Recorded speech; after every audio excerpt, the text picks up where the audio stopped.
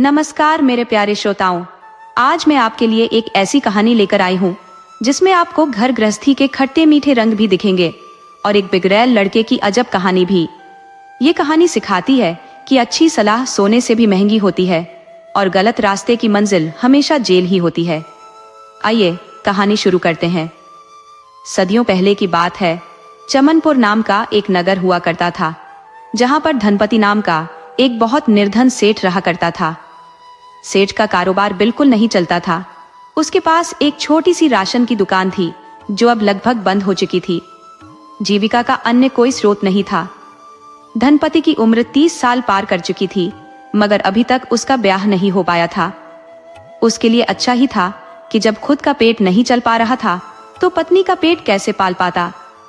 कुछ दिन तो पास पड़ोस की मदद से उसके खर्च निकल गए, लेकिन जब सभी को पता चल गया कि धनपति कंगाल हो चुका है, उसके पास अब कुछ नहीं रहा, तो सबने धनपति के लिए दरवाजे बंद कर लिए।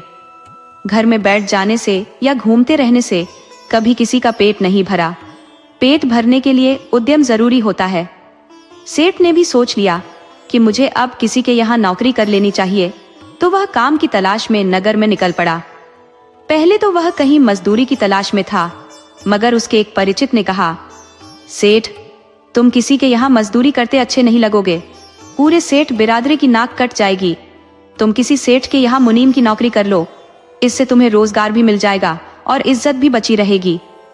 धनपति को यह बात अच्छी लगी, तो वह नगर में कई सेठों के पास काम मांगने गया। खासकर उसकी मांग थी कि कोई उसे मुनीम रख ले। तो नौकर रखने को तो कई लोग तैयार थे, मगर उसे मुनीम रखने को कोई तैयार नहीं हुआ।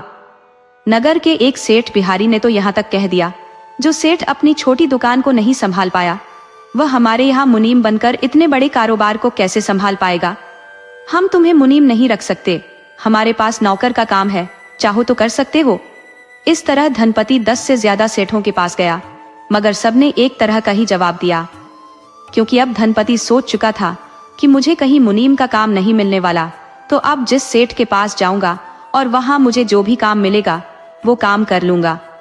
जब किस्मत साथ छोड़ चुकी हो तो पेट भरने के लिए कोई भी कार्य कर लेना चाहिए। धनपति की नजर में अब एक ही बड़ा सेठ बचा था, जिसका नाम कटारी लाल था। कटारी लाल स्वभाव का सरल आदमी था, मगर अंदर से बहुत बदमाश आदमी था। कोई देखता तो यही कहता कि कटारी लाल बहुत नेक आदमी है, मगर जब एक बार उसकी गिरफ्त में आ जाता तो जल्दी फिर नहीं छूटता था। वह नौकरों को बहुत चालाकी से गुलाम बना लेता था। कोई नौकर उसकी चालबाजी समझ नहीं पाते और उसका गुलाम बन जाते। उसकी खतरनाक चाल से धनपति परिचित नहीं था। धनपति काम खोजते हुए कटारी लाल के पास जा पहुंचा। सेठ जी, मुझे अपने यहाँ कोई काम दे दीजिए, मुझे काम की तलाश है। धनपति ने यह नहीं बताया कि मैं पहले एक दुकानदार था। ये बात जिस किसी से कह देता कि मैं पहले दुकानदार हुआ करता था, तब सेठ गुस्से से सवालों की झड़ी लगा देते थे। दुकान का क्या हुआ, दुकान बंद क्यों हो गई, तो वह किस्मत का रोना रो देता कि मेरी किस्मत खराब थी, तकदीर ने साथ नहीं दिया, इसलिए दुकान बंद हो गई। तब सेठ कह देते, अरे बाप रे, तू किस्मत का मारा आदमी है, तेरे को रखने से तो हमारी किस्मत भी खराब हो जाएगी। किसी मनहूस को तो अपने पड़ोस में नहीं बसने देना चाहिए। तू तो घर में नौकरी की बात करता है, तेरे लिए हमारे पास कोई काम नहीं है, जाओ जाओ भागो यहाँ से। इस तरह की झिड़की वह कई सेठों से सुन रखा था, तो पहले से सजग था। वह नहीं बताया कि मैं सेठ हूँ या मेरी कोई दुकान थी। कटारी लाल उसे नौकर रखने को तैयार हो गया। वो धनपति से बोला, तुम्हें महीने के 20 चांदी के सिक्के मिलेंगे, तुम्हें काम करना है तो काम में लग जाओ, गोदाम में बहुत काम है। धनपति के पास काम की कोई कमी नहीं थी, बस मजदूरों की कमी थी। कोई जानकार मजदूर कटारी के आसपास भी नहीं फटकता था। धनपति कटारी लाल के पास काम शुरू कर दिया। जब उसे 1 माह काम करते हो गया, तब सेठ से बोला, सेठ जी, मेरा पगार मिल जाता तो बहुत अच्छा होता। सेठ बोला, हाँ, तुम अपना पगार ले लो, इसमें कौन सी बड़ी बात है, चलो हम तेरा हिसाब कर देते हैं। धनपति खुश हुआ कि चलो आज सेठ जी पगार देंगे तो मैं अपने लिए कुछ कपड़ा और एक जूता खरीद लूंगा, मेरे जूते कई माह से फटे हुए हैं। सेठ अपना बही मंगाया और हिसाब किया। दोनों वक्त मिलकर 30 चांदी के सिक्के का भोजन खा गए हो। 10 सिक्के तो तेरे रहने के कमरे का किराया हो जाता है, मगर मैं उसे माफ कर देता हूँ, फिर भी तुम्हारी मजदूरी काट कर 10 तेरे पास निकलते हैं, उसे जल्दी से मेरे पास जमा कर दो। धनपति बोला, सेठ जी क्यों मजाक करते हो? अरे जहाँ कोई काम करता है वहाँ रहने और भोजन के पैसे थोड़े लगते हैं। सेठ कटारी बोला, महानुभाव, संसार में सारे उद्यम पेट भरने के लिए ही होते हैं। अगर पेट नहीं रहता तो किसी के यहाँ कोई काम नहीं करते, मैं व्यापार नहीं करता, तुम मेरा नौकर नहीं बनते। तुम किसी होटल या ढाबे में जाकर भोजन खा लो और कहो कि भोजन का पैसा थोड़े लगता है, तब तुम्हें वे लोग मजा चखा देंगे। तुम बहस मत करो, पैसा निकालो और जमा करो। धनपति बोला, सेठ जी जिस दिन मैं काम पर लगा था उस दिन यह बात तय नहीं थी। कटारी लाल बोला, मैं कहाँ कहता हूँ कि कोई बात तय थी, मैं तो तुम्हें 20 सिक्के पर काम करने के लिए रखा था। मैं कहाँ कहा था कि भोजन, कपड़ा और मकान फ्री में मिल जाएगा? ये तो तुम्हें पूछ लेना चाहिए था। मुझे तो अब तेरी नीयत पर शक होने लगा है, तो मुझे बदमाश आदमी दिखाई पड़ रहा है। तू अब भी मेरा पैसा जमा कर और फूट यहाँ से। धनपति बोला, मेरे पास पैसे नहीं है, मैं कहीं दूसरी जगह काम करके आपके पैसे लौटा दूंगा। मैंने बहुत घाघ व्यापारी देखे, मगर आप जैसा कहीं नहीं देखा। मुझे फंसाने का प्रयास कर रहे हो, वही मेरे साथ करना चाहते हो। मैं जा रहा हूँ और बहुत जल्दी आपका पैसा लौटा दूंगा। कटारी बोला, मेरी आंख में धूल झोंकने की कोशिश कर रहे हो, यहाँ से भाग जाना चाहते हो? अरे आज तक कोई कटारी का एक पैसा लेकर नहीं भाग पाया, तो तुम कैसे भाग जाओगे? तुम जब तक मेरा पाई पाई चुका नहीं देते गोदाम के अंदर बंद रहोगे। सेठ धनपति को अपने गोदाम के अंदर बंद करा दिया और गोदाम के अंदर उससे रात दिन काम लेता। धनपति को तो यह भी पता नहीं चलता कि कब रात हुई है और कब सुबह हुई है। वह काम करते करते ही गोदाम में सो जाता और जागता तो फिर काम में लग जाता। सेठ दैनिक कार्य का तमाम व्यवस्था गोदाम के अंदर करा दिया था। खाना भी उसे गोदाम के अंदर मिल जाता। जब कई माह गुजर गए तो सेठ गोदाम के अंदर आया। तब धनपति बोल उठा, सेठ जी अब तो आपके पैसे कट गए होंगे, मैंने बहुत काम कर दिया है। तब सेठ बोला, अरे पैसा कैसे कट जाएगा? तू जब तक खाता रहेगा उसके पैसे तो बढ़ते ही जाएंगे। तुझे यहाँ रहते करीब 1 साल हो गए हैं। अब तक तुम अपनी मजदूरी छोड़कर मेरा 200 चांदी के सिक्के के बराबर खा चुका है। उसे पहले काम करके पूरा कर ले। जब तक मेरा पाई पाई नहीं चुका देता तो सूरज की रोशनी को भी तरस जाएगा। धनपति बोला, सेठ जी साफ साफ क्यों नहीं कहते कि तुम मेरे गुलाम बन चुके हो? सेठ बोला, तुम्हारी अक्ल अब सही काम की है। तुम सचमुच इस जिंदगी में मेरे चंगुल से बच नहीं सकते। जो भी हमारे गोदाम में काम करता है वो कभी जवान वापस नहीं जाता। जब बहुत बूढ़ा हो जाता है, बीमार हो जाता है या मर जाता है तो मिररपुर के जंगलों में फिकवा देता हूँ। तुम भी गंभीर बीमार पड़ने, बूढ़े होने या मरने के बाद आजाद हो जाओगे। तब तक मन लगाकर काम किया करो। धनपति कुछ नहीं बोला। वह अब अपनी खुद की गलती पर पछता रहा था कि जब वह नगर के 10 सेठों के पास गया था तो उसी में से किसी के पास क्यों नहीं रह गया, इस कटारी के पास कैसे आ गया। वो अपनी किस्मत पर रो रहा था। इसी तरह वो सेठ का गुलाम बनकर सेठ के गोदाम में रहने को मजबूर हो गया। वो अब जिंदगी से निराश हो चुका था। वो मर जाना चाहता था, मगर चाहने से उसे मौत भी नहीं मिलने वाली थी। अब वह रोज रात को भोजन के बाद सोते वक्त रोया करता था। इस तरह समय गुजरने लगा। सेठ कटारी का पिता बनवारी अभी जिंदा थे। वो 8 साल से बिस्तर पर पड़े पड़े सड़ रहे थे तो एक दिन गुजर गए।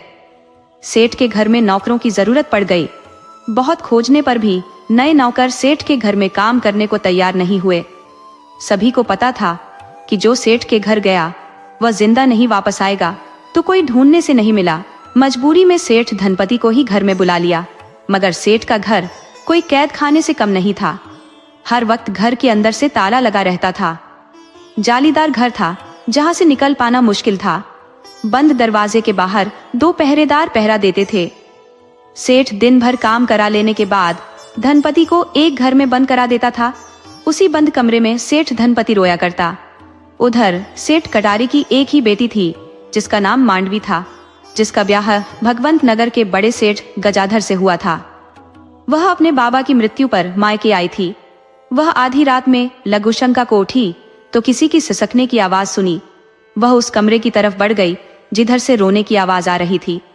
उसने खिड़की से देखा कि एक नौजवान रो रहा है। वह अपने पिता को पहले से ही जानती थी कि धन पशु है, वह पैसे के लिए कुछ भी कर सकता है।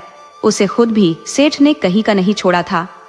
उसे याद हुआ आया कि 3 साल पहले भगवंत नगर का सेठ गजाधर, जिसकी उम्र उस समय 60 साल थी, वो पिता को 1 लाख सोने का मुद्रा उधार दिया था, मगर पिता उसे लालचवश लौटाना नहीं चाहता था। वो बार बार तगादा के लिए आता रहता था, मगर मांडवी के पिता ने मन बना लिया था कि उसका पैसा नहीं देना है। गजाधर जब बार बार आते आते थक गया तो कटारी सेठ को धमकी दी, मैं अब राज दरबार जाऊंगा और राजा से शिकायत करूंगा। अब राज दरबार में ही फैसला होगा कि तुम पैसा क्यों नहीं लौटाएगा। सचमुच वो राज दरबार चला गया तो राजा कटारी सेठ को राज दरबार बुलवा लिया और राजा कटारी से पूछा, तुम गजाधर का पैसा क्यों नहीं लौटाना चाहता? तब कटारी बोला, महाराज, मैं तो अपनी सारी जायदाद ही गजाधर को देना चाहता हूँ। दरअसल इन्हें भूलने की बीमारी है।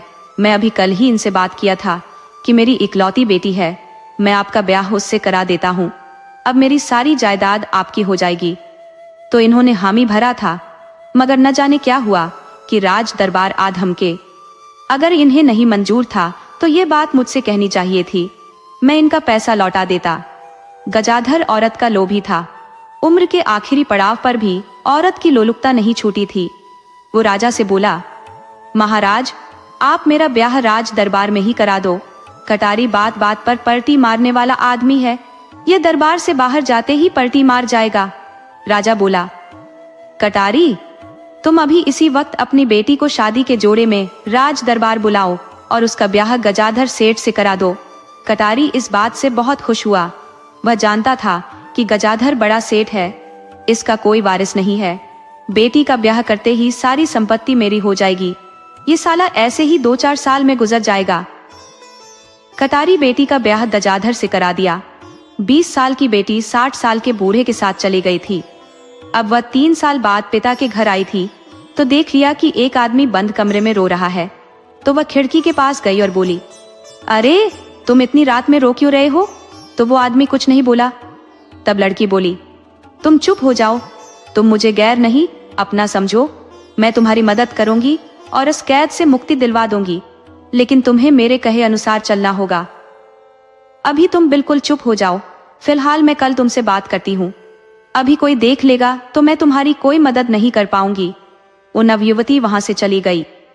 धनपति सोचने लगा कि कटारी जैसे राक्षस के घर में कोई मेरी मदद करे, ये मुमकिन ही नहीं है, और फिर यह औरत मेरी क्या मदद कर पाएगी। रात गुजर गई तो वह काम में लग गया। दिन भर काम करता रहा, मगर वह औरत नहीं दिखाई पड़ी। रात हुई तो सेठ उसे कमरे में बंद करा दिया। आधी रात तक वह उस औरत के आने का इंतजार करता रहा, मगर औरत नहीं आई तो वो पुनः रोने लगा। उसकी सिसकी की आवाज सुन सेठ की बेटी उठकर आ गई और बोली, मैं तुझे मना किया था कि रोना नहीं, पर तुम रो रहे हो। इस तरह रोते रहे तो मैं तुम्हारी कोई मदद नहीं कर पाऊंगी। तुम मेरी बात पर भरोसा करो और चुप हो जाओ। तुम हमेशा मुस्कुराते रहो। मैं वादा करती हूँ कि अपनी जान देकर भी तुम्हारी मदद करूंगी। अब सो जाओ। इतना कह औरत पुनः चली गई। दूसरे दिन सुबह से धनपति बहुत खुश होकर काम करने लगा। उसे देखकर लगता था कि इस घर का ही सदस्य है। वो बिना बताए भी घर का काम पूछ पूछ कर रहा था। सेठ को समझ नहीं आ रहा था कि इसमें इतना बदलाव कैसे हुआ है। इस तरह एक पखवाड़े तक वह काम करता रहा। हालांकि सेठ उसे कैद करने में कोई ढिलाई नहीं कर रहा था। एक दिन वो धनपति को कमरे में कैद कर रहा था कि उसकी बेटी आ गई और बोली, पिताजी, इस आदमी को आप रोज कमरे में बंद क्यों करते हो? सेठ बोला, बेटी, तुम नहीं समझोगी, ये बहुत खतरनाक आदमी है। खुला रहने पर किसी पर भी हमला कर सकता है। फिर हमारा घर औरतों का है, ऊपर से बहुत मेहमान औरतें आई हुई हैं। किसी के साथ कोई गड़बड़ कर दिया तो मुश्किल खड़ी हो जाएगी। मैं कल इसे गोदाम में ले जाकर बंद करा दूंगा। इसका काम गोदाम में है।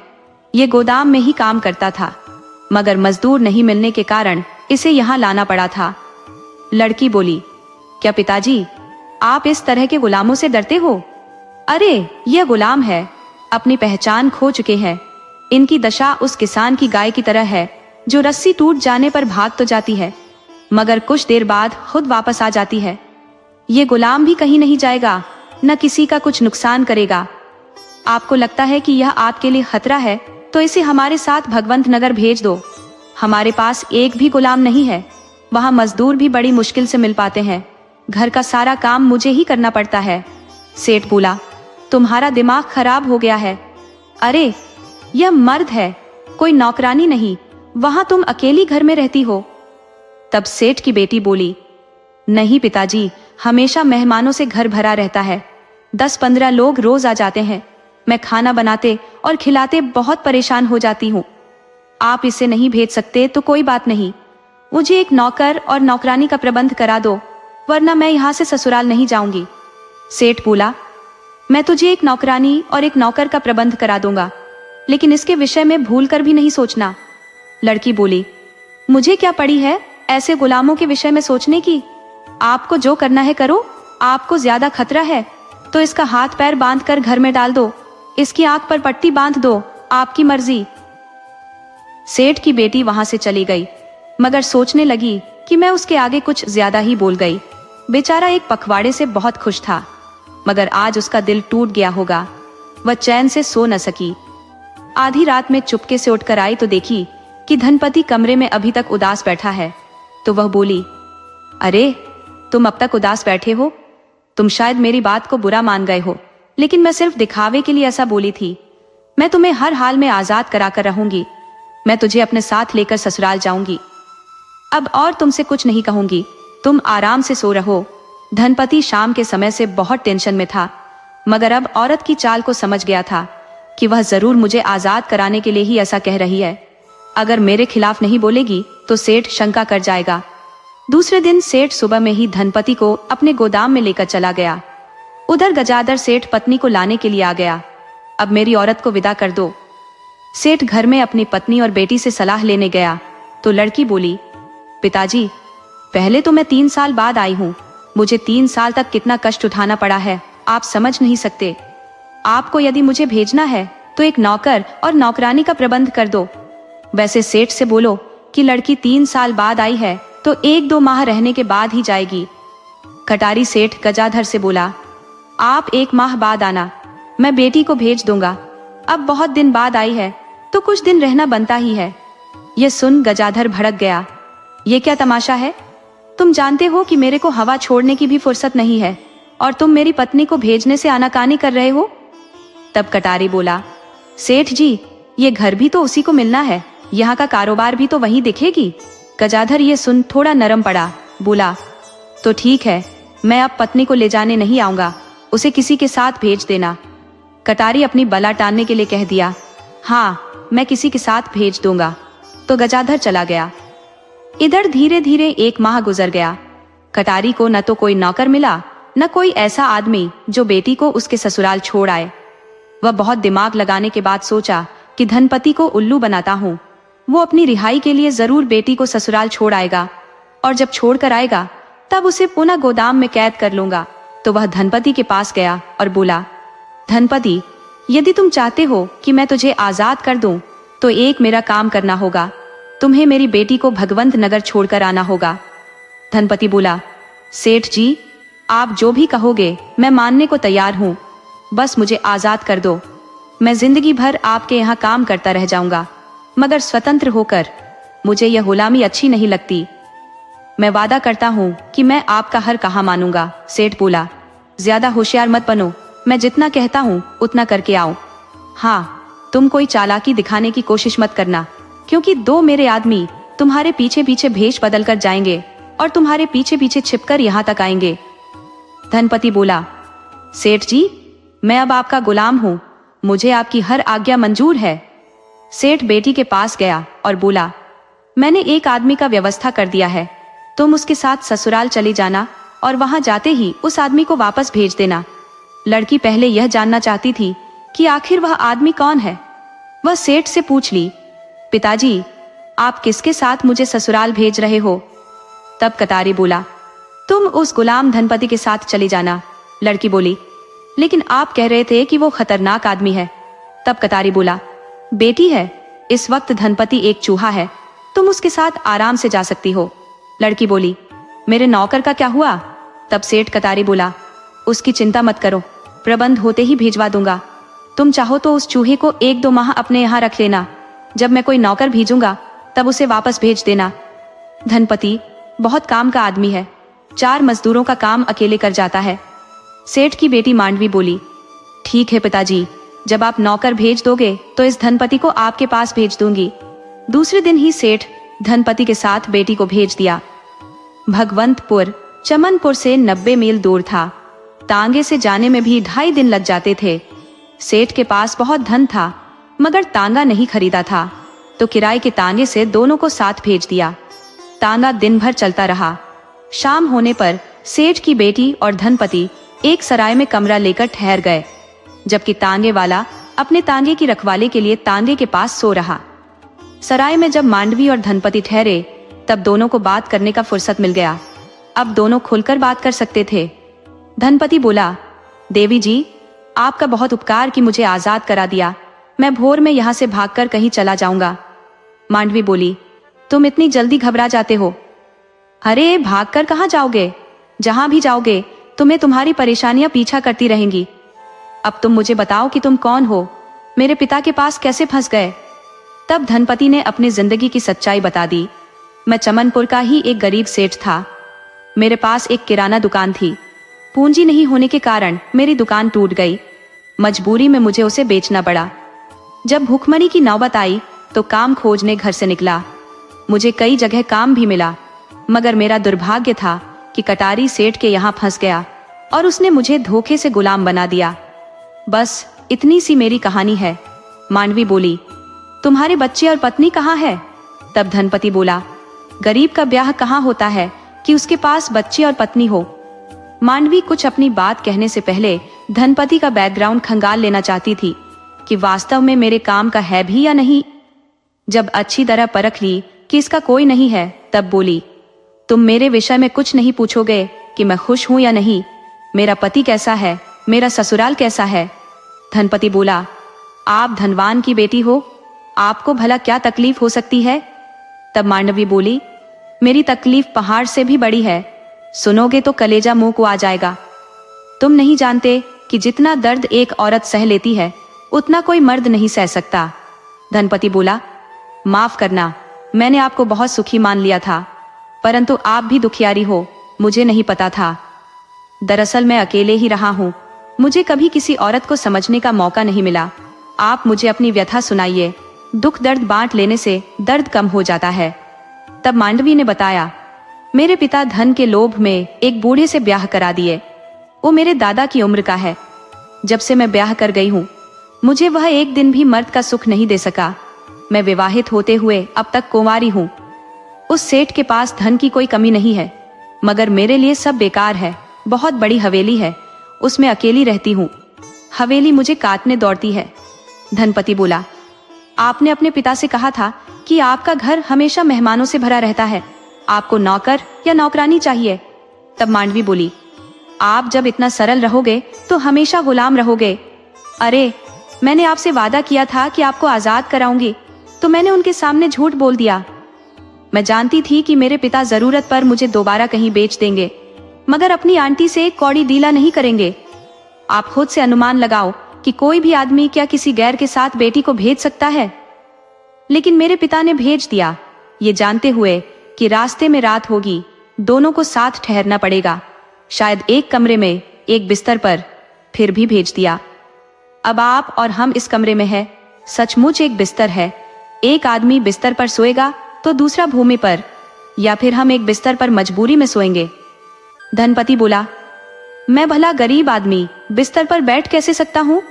मैं भूमि पर सो जाऊंगा। मांडवी बोली, नहीं, आप बिस्तर पर सो जाओ, मैं जमीन पर सो जाती हूँ। इस तरह दोनों बड़ी देर तक बैठे रहे। आखिर में मांडवी ने ही फैल किया, देखिए, मैं आपको बड़ी उम्मीद से साथ लाई हूँ। आप मेरी उजड़ी जिंदगी में बाहर ला सकते हैं। आप दिन में मेरे नौकर रहोगे, मगर रात में मेरे पति रहोगे, और हम आज से ही इसकी शुरुआत कर देते हैं। अब संकोच मत करो। अब क्या जमीन पर सोना या बिस्तर पर सोना, हम मरते दम तक एक साथ रहेंगे। आगे आप मुझ पर भरोसा करो, मैं सब ठीक कर दूंगी। दोनों अब एक पति पत्नी की तरह बिस्तर पर सो गए। दूसरे दिन यात्रा किए। और फिर दूसरे सराय में ठहरे। तीसरे दिन मांडवी धनपति को लेकर भगवंत नगर पहुंच गई। सेठ गजाधर बोला, ये नौजवान कौन है? तब मांडवी बोली, मेरा नौकर है। गजाधर बोला, वहां से नौकर लाने की क्या जरूरत थी? कहती तो मैं एक नौकरानी रख लेता। मांडवी बोली, आपने सही सोचा है, आप बूढ़े हो चले हो, आपकी सेवा के लिए एक नौकरानी जरूर चाहिए, मुझसे आपकी सेवा नहीं हो पाएगी। 7। अब आगे कुछ नहीं कहा। अब औरत के आगे सेठ की औकात क्या थी? उसमें दम ही नहीं था कि औरत के पास जाए, तो वह हवेली के बाहर बैठक में ही रहता, दिन भर दुकान गोदाम के पचड़े में पड़ा रहता। उसने एक नौकरानी भी रख लिया था तो वह गजाधर की सेवा कर देती। इधर घर के अंदर मांडवी और नौकर धनपति रह जाते। इस तरह 1 साल होने को आया, तभी मांडवी ने एक बच्चे को जन्म दे दिया। इस खुशखबरी को सेठ की नौकरानी सेठ के आने पर सुनाई तो सेठ हैरान रह गया। वो खूब जोर जोर से हंसा, फिर जोर जोर से रोया और पलंग के पटिये पर सिर पटक कर बेहोश हो गया। ज्यादा रात होने के कारण नौकरानी वैद्य को बुलाने नहीं गई। वो घर के अंदर मांडवी से नहीं कही, क्योंकि वह खुद प्रसव गृह में थी। उसकी देखभाल दाई और धनपति कर रहे थे। दाई कोई बच्ची नहीं थी, वह कोई मूर्ख भी नहीं थी। उसे पता था कि सेठ कभी घर के अंदर पत्नी के पास नहीं जाता। ये बच्चा सेठ का नहीं है, जरूर ही धनपति का है। मगर नौकरानी को क्या पड़ी थी कि अपना मुंह खोले। रात में ही सेठ गजाधर गुजर गया। इसकी खबर जब कटारी सेठ को लगी तो वह भागा, मगर बीच रास्ते तांगे वाले से भाड़े को लेकर विवाद हो गया तो सेठ ने दूसरा तांगा सस्ते में सेट कर लिया और भगवंत नगर चल पड़ा। सेठ को नहीं पता था कि जिस तांगे पर बैठा है उसका घोड़ा पागल है। घोड़ा चलते चलते पगला गया और दौड़ लगा दिया। घोड़े के इधर उधर दौड़ने से तांगा पलट गया। सेठ कटारी तांगे के नीचे दबकर मर गया। अब दोनों जगह की जिम्मेवारी मांडवी पर आ पड़ी तो मांडवी ने चमनपुर में ही कारोबार करना उचित समझी। वह भगवंतपुर का सारा कारोबार समेटकर चमनपुर आ गई। वह अब धनपति से ब्याह कर ली थी। इस तरह दोनों चमनपुर में व्यापार करने लगे और अपने बेटे का पालन करने लगे। जब बहुत ज्यादा धन का मालिक धनपति बन गया तो उसे घमंड हो गया। वह अपने आगे किसी भी सेठ को कुछ समझता ही नहीं था। अब उसका बेटा करण भी बड़ा हो चला था। उसके ब्याह के लिए रिश्ते भी आने लगे थे, लेकिन सेठ धनपति किसी को कोई महत्व नहीं दिया, जबकि मांडवी चाहती थी कि बेटे का ब्याह हो जाए।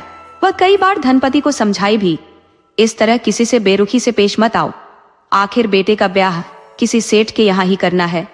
कोई राजा राजकुमारी का रिश्ता लेकर आपके पास नहीं आएगा, इसलिए आप कोई अच्छा रिश्ता देखकर उसे स्वीकार कर लो। लेकिन धनपति की आंख पर तो धन का पर्दा छड़ गया था। धनपति ने एक व्यापारी जगजीवन को 1000 स्वर्ण मुद्रा उधार दे दिया था। वह व्यापारी कालीपुर का था, अक्सर चमनपुर आता और सेठ धनपति के यहाँ से सामान खरीद ले जाता। बाहर अरब देश से घोड़े के व्यापारी घोड़ा बेचने आए थे तो जगजीवन को एक घोड़ा पसंद आ गया था और उसके पास उसे खरीदने को पैसे नहीं थे, तो उसने धनपति से उधार ले लिए। मगर जब वह घोड़ा लेकर गया तो 3 साल बाद भी वापस नहीं आया। तब धनपति ने बेटे से कहा, तुम कालीपुर जाओ और पता लगाओ कि जगजीवन मर गया या जिंदा है। ससुर को गए हुए 3 साल गुजर गए, मगर वह अब तक नहीं आया। तुम कल सुबह ही कालीपुर जाओ।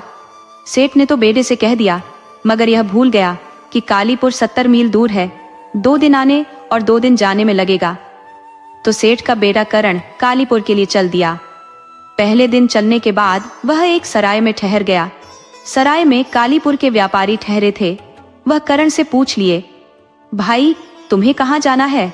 तब करण बोला, हमें कालीपुर जाना है, आप लोग कहाँ जाओगे? तब व्यापारी बोले, हमें भी वहीं जाना है। दरअसल हम कालीपुर के ही व्यापारी हैं, हम व्यापार कर लौट रहे हैं। तुम्हें वहां किसके पास जाना है? तब करण ने बताया, हमें जगजीवन सेठ के पास जाना है। ये सुन व्यापारी उदास हो गए।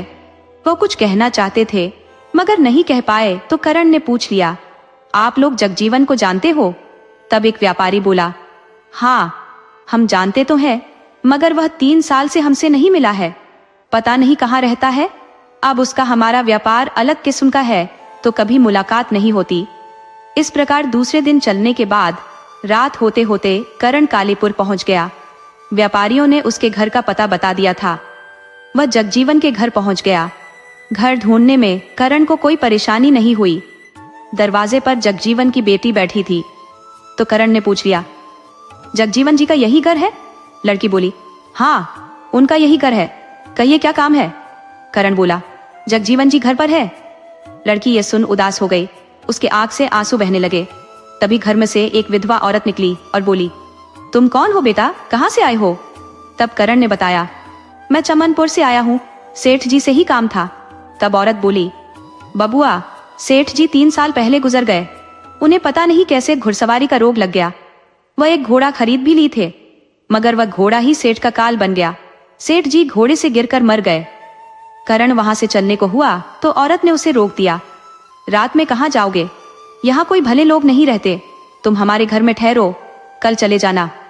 करण ने देखा कि लड़की लगातार रोए जा रही थी, तो करण बोला, ये रो क्यों रही है? तब औरत बोली, बेटा ये पिता के लिए रो रही है। वह बेटी का ब्याह चमनपुर के सेठ धनपति के बेटे से कराना चाहते थे, मगर उनका अरमान पूरा नहीं हो सका। उसी बात को लेकर रो रही है कि अब इसका ब्याह उस सेठ के बेटे से नहीं हो पाएगा। करण से अब नहीं रहा गया, बोला, माताजी मैं ही धनपति का बेटा करण हूँ। यदि बिना देखे आपकी बेटी मुझे पसंद करती है तो मैं देखकर इसकी भावना की अनदेखी नहीं कर सकता। यदि आपकी इच्छा है तो मैं ब्याह को तैयार हूँ। औरत बोली, बेटा कौन अभागिन होगी जो इनकार करेगी?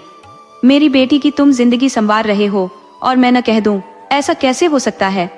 तुम अभी से इसे पत्नी मान लो, दिल से दिल का मिलन ही तो प्रणय बंधन है। वह बेटी से बोली, बेटी वैशाली तुम अपने पति को अपने कमरे में ले जाओ, दोनों भगवान को साक्षी मान पति पत्नी बन जाओ। लड़की तो वर्षों से प्यासी थी, वो हाथ पकड़कर करण को अपने शयन कक्ष में ले गई। करण के पैर धोए, उसे मीठा खिलाई, जल पिलाया, फिर माँ के साथ भोजन बनाई, करण को खाना खिलाई। उसके बाद करण से बोली, मैं तो आपसे बिना देखे प्रेम कर बैठी हूँ, मैं दिल से आपकी पत्नी बन गई हूँ, आप भी मुझे दिल से स्वीकार करें।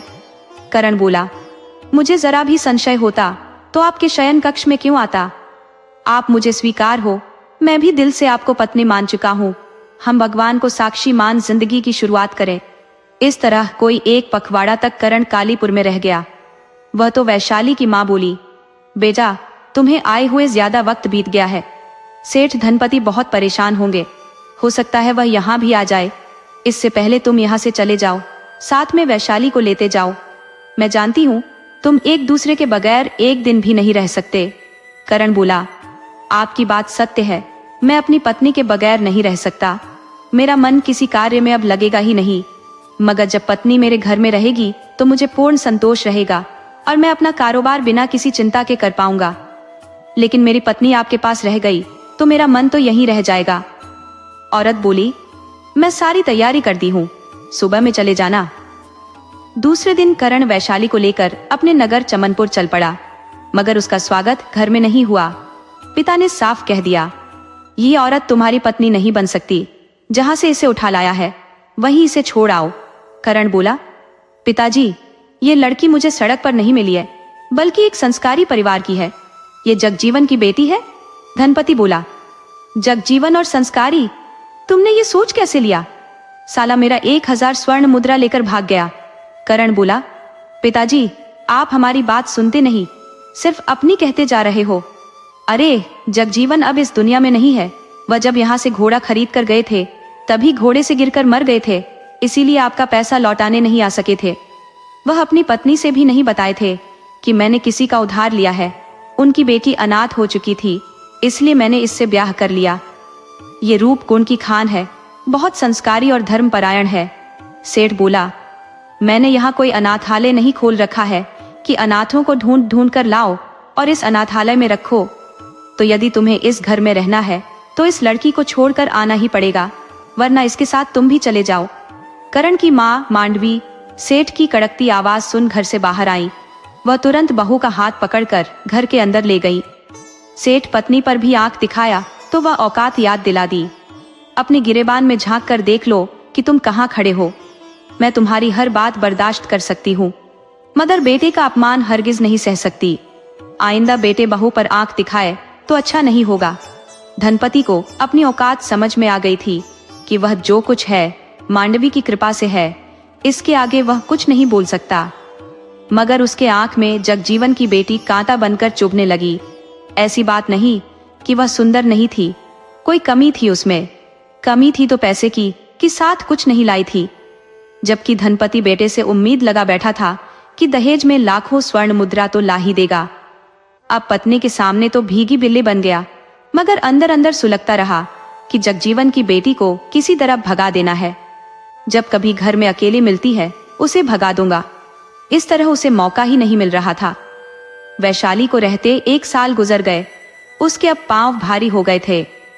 करण की माँ नगर के बड़े मंदिर में बहू की गोद भरने के लिए मन्नत मांगी थी, तो जब उसे पता चला कि बहू के पांव भारी हैं, तब बेटे से बोली, बेटा, हम बहू को तो साथ लेकर मंदिर जा नहीं सकती, उसे परेशानी हो सकती है, मगर उसके बदले तुम मेरे साथ चल सकते हो।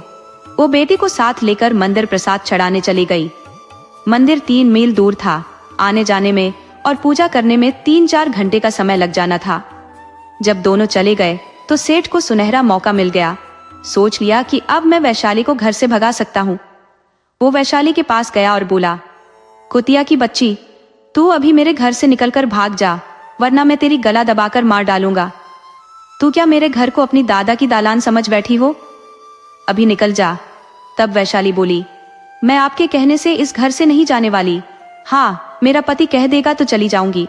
आपको यह बात मेरे पति, मेरी सास के सामने कहना चाहिए था। धनपति बोला, साली, तू दोनों की मति फेर दी है, दोनों पागल हो गए हैं। मगर मैं पागल नहीं हूँ। वैशाली बोली, आप उनके आने का इंतजार करो। धनपति बोला, मुझे बड़ी मुश्किल से आज समय मिला है, तू अब देर मत कर। वैशाली बोली, नहीं, मैं नहीं जाऊंगी। तब धनपति घर में से एक तलवार उठा लाया और बोला, अभी निकल जा, नहीं तो काट डालूंगा। वैशाली सोची कि मेरा निकल जाना ही ठीक है, वरना यह धन पशु कुछ भी कर सकता है। ये मेरे इज्जत के साथ खिलवाड़ भी कर सकता है। अपना पाप छिपाने के लिए मेरी हत्या भी कर सकता है। वो घर से निकल गई और अनजान रास्ते पर चल दी। वो जब से आई थी तब से घर के अंदर ही थी। उसे किसी रास्ते की जानकारी नहीं थी, तो वह अंदाजे से ही चल पड़ी। वह मंदिर में अपने पति और सास के पास जाना चाहती थी।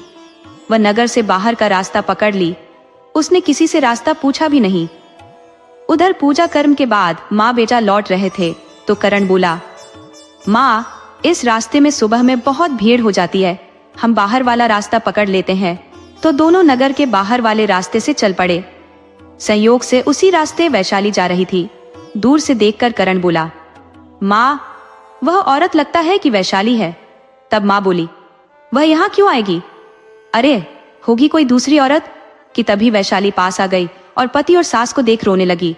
उसने बताया कि किस तरह ससुर जी ने घर से निकाल दिया है। करण की माँ मांडवी आपे से बाहर हो गई। वो बहुत गुस्से में थी। वह घर आते ही धनपति से बोली, अब मुझे तुम्हारी कोई जरूरत नहीं है। मुझसे भूल हुई थी कि तुम्हें कीचड़ से बाहर निकाल लाई थी। तुम्हें एक भला इंसान समझा था। तुम्हें वह हर सुख पहुंचाया जो तुम्हें इस जिंदगी में नसीब नहीं होने वाला था। तुम एक सड़क का भिखारी था, तुझे अपना पति बना लिया, मगर मैं भूल गई थी कि जूते को सिर पर रख लेने से टोपी नहीं बन जाता। कुत्ते की दुम को कितना भी सीधा करो, वह टेढ़ी ही रहती है। नियम के पेड़ को घी, शक्कर और दूध से सींचो, तब भी कड़वाहट नहीं छोड़ता। मांडवी बोली, हमारा तुम्हारा साथ यहीं तक था, अब तुम हमारे घर से जा सकते हो। तुम्हारा यहाँ कुछ भी नहीं है, सब कुछ मेरा है। जिस जमीन पर खड़े हो वह भी मेरी है। धनपति की जैसे नींद खुल गई थी। वह पत्नी का पैर पकड़कर माफी मांग लेना चाहता था। वह औरत से बोला, मुझे माफ कर दो, मुझसे गलती हो गई है, मैं अपनी औकात भूल गया था। सचमुच तुमने मुझे नई जिंदगी दे दी थी, वरना मैं सेठ के गोदाम में ही मर गया होता। मांडवी बोली, अब आंसू मत बहाओ, यहाँ से जाओ, अब मुझे तुम्हारी कोई जरूरत नहीं है। धनपति जानता था कि जब मांडवी नाराज हो जाती है तो उसे कोई नहीं मना सकता, और जो मन में ठान लेती है वही करती है।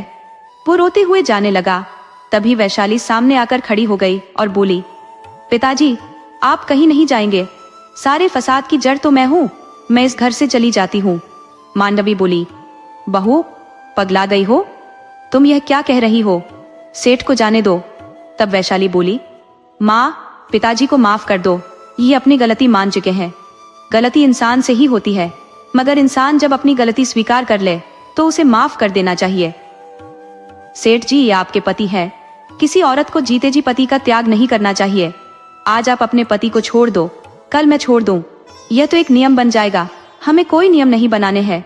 आप पिताजी को रोक लो, उन्हें माफ कर दो। मांडवी बोली, बहू, तेरी खातिर माफ कर देती हूँ, मगर सेठ ने दोबारा कोई गलती की तो माफ नहीं करूंगी। सेठ बहू का चरण पकड़ लिया तो बहू दूर हट गई और बोली, आप फिर गलती कर रहे हो। बड़े छोटों के पैर नहीं छूते हैं, बल्कि आशीर्वाद देते हैं। सेठ अब तक बहू को आशीर्वाद नहीं दिया था। बोला, मेरी प्यारी बहू को मेरी भी उम्र लग जाए, ऐसी बहू सबको मिले। मांडवी भी बहू से खुश थी कि यह परम दयालु है। सभी खुशी खुशी रहने लगे।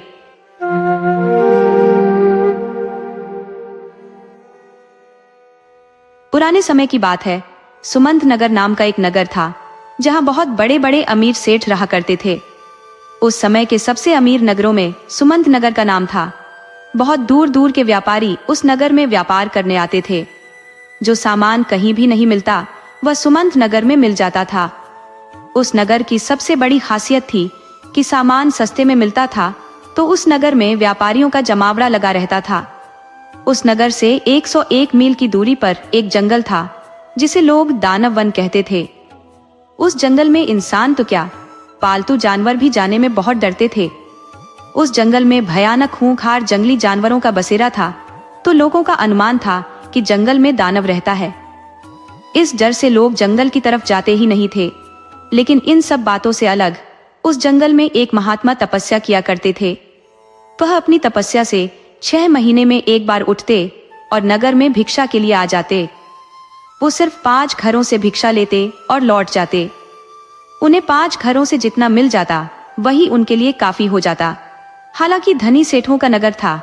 सेठ धार्मिक थे, संत महात्माओं का आदर किया करते थे। महात्मा भिक्षा करके दानव वन में चले जाते और फिर 6 महीने तक समाधि में पड़े रहते। इस तरह उनको तपस्या करते हुए पता नहीं कितने वर्ष बीत चुके थे। सेठों ने उन्हें जवानी के दिनों से देखा था। सेठ अब बूढ़े हो चले थे। उनका कारोबार बेटे संभाल लिए थे, मगर महात्मा अब भी नए थे। जाहिर था कि वह सैकड़ों साल से जंगल में तपस्या में लीन थे। अब वह एक परम सिद्ध सन्यासी हो चुके थे। उनके प्रभाव से उस जंगल के हिंसक पशु भी जीव हिंसा करना छोड़ दिए थे। उनके चाहने से ही अब जंगल की हर गतिविधि होती थी। पहले उस जंगल में लोग जाने से डरते थे। अब महात्मा के प्रभाव से रात में भी जंगल से आने जाने लगे थे। अब उन्हें जंगल में कोई डर नहीं लगता था। उस जंगल के दक्षिणी किनारे पर दयालपुर नाम का एक गांव था, जहां पर एक दरिद्र किसान रहता था। उसका नाम मधुसूदन था। हालांकि उसके पास बहुत उपजाऊ जमीन थी, वो मेहनत भी बेहिसाब करता था, लेकिन फिर भी उसका खर्च नहीं चल पाता था। जबकि घर में केवल 2 प्राणी ही थे, उनको आमदनी से ज्यादा नुकसान हो जाता था। कभी कभी तो ऐसा हो जाता कि सामने रखा भोजन भी नहीं खा पाते। या तो छिपकली गिर जाती, या कुत्ता बिल्ली झूठा कर देते, या फिर बंदर झपट कर ले जाते। ताज्जुब की बात थी कि उस गांव में कोई बंदर नहीं रहते थे। वह काफी हैरान परेशान था कि यह सब हो क्यों रहा है।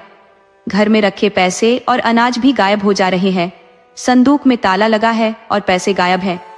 वह पत्नी पर शक करता कि कुछ गड़बड़ यही कर दे रही है, ये किसी मर्द से प्रेम करने लगी है और घर का धन उस पर लुटा रही है। तो पत्नी पति पर शक करती कि पति किसी औरत के चक्कर में है और घर का धन रात में छिपकर उसे दे रहा है। इस बेमतलब की बात पर दोनों आपस में लड़ भी जाते थे कि पैसा तुमने गायब किया है। वह एक दूसरे पर गलत आरोप भी लगाते। उनके पड़ोस में एक बूढ़े आदमी थे जो दोनों की लड़ाई से रात में सो नहीं पाते थे। वो रात रात भर जागते थे।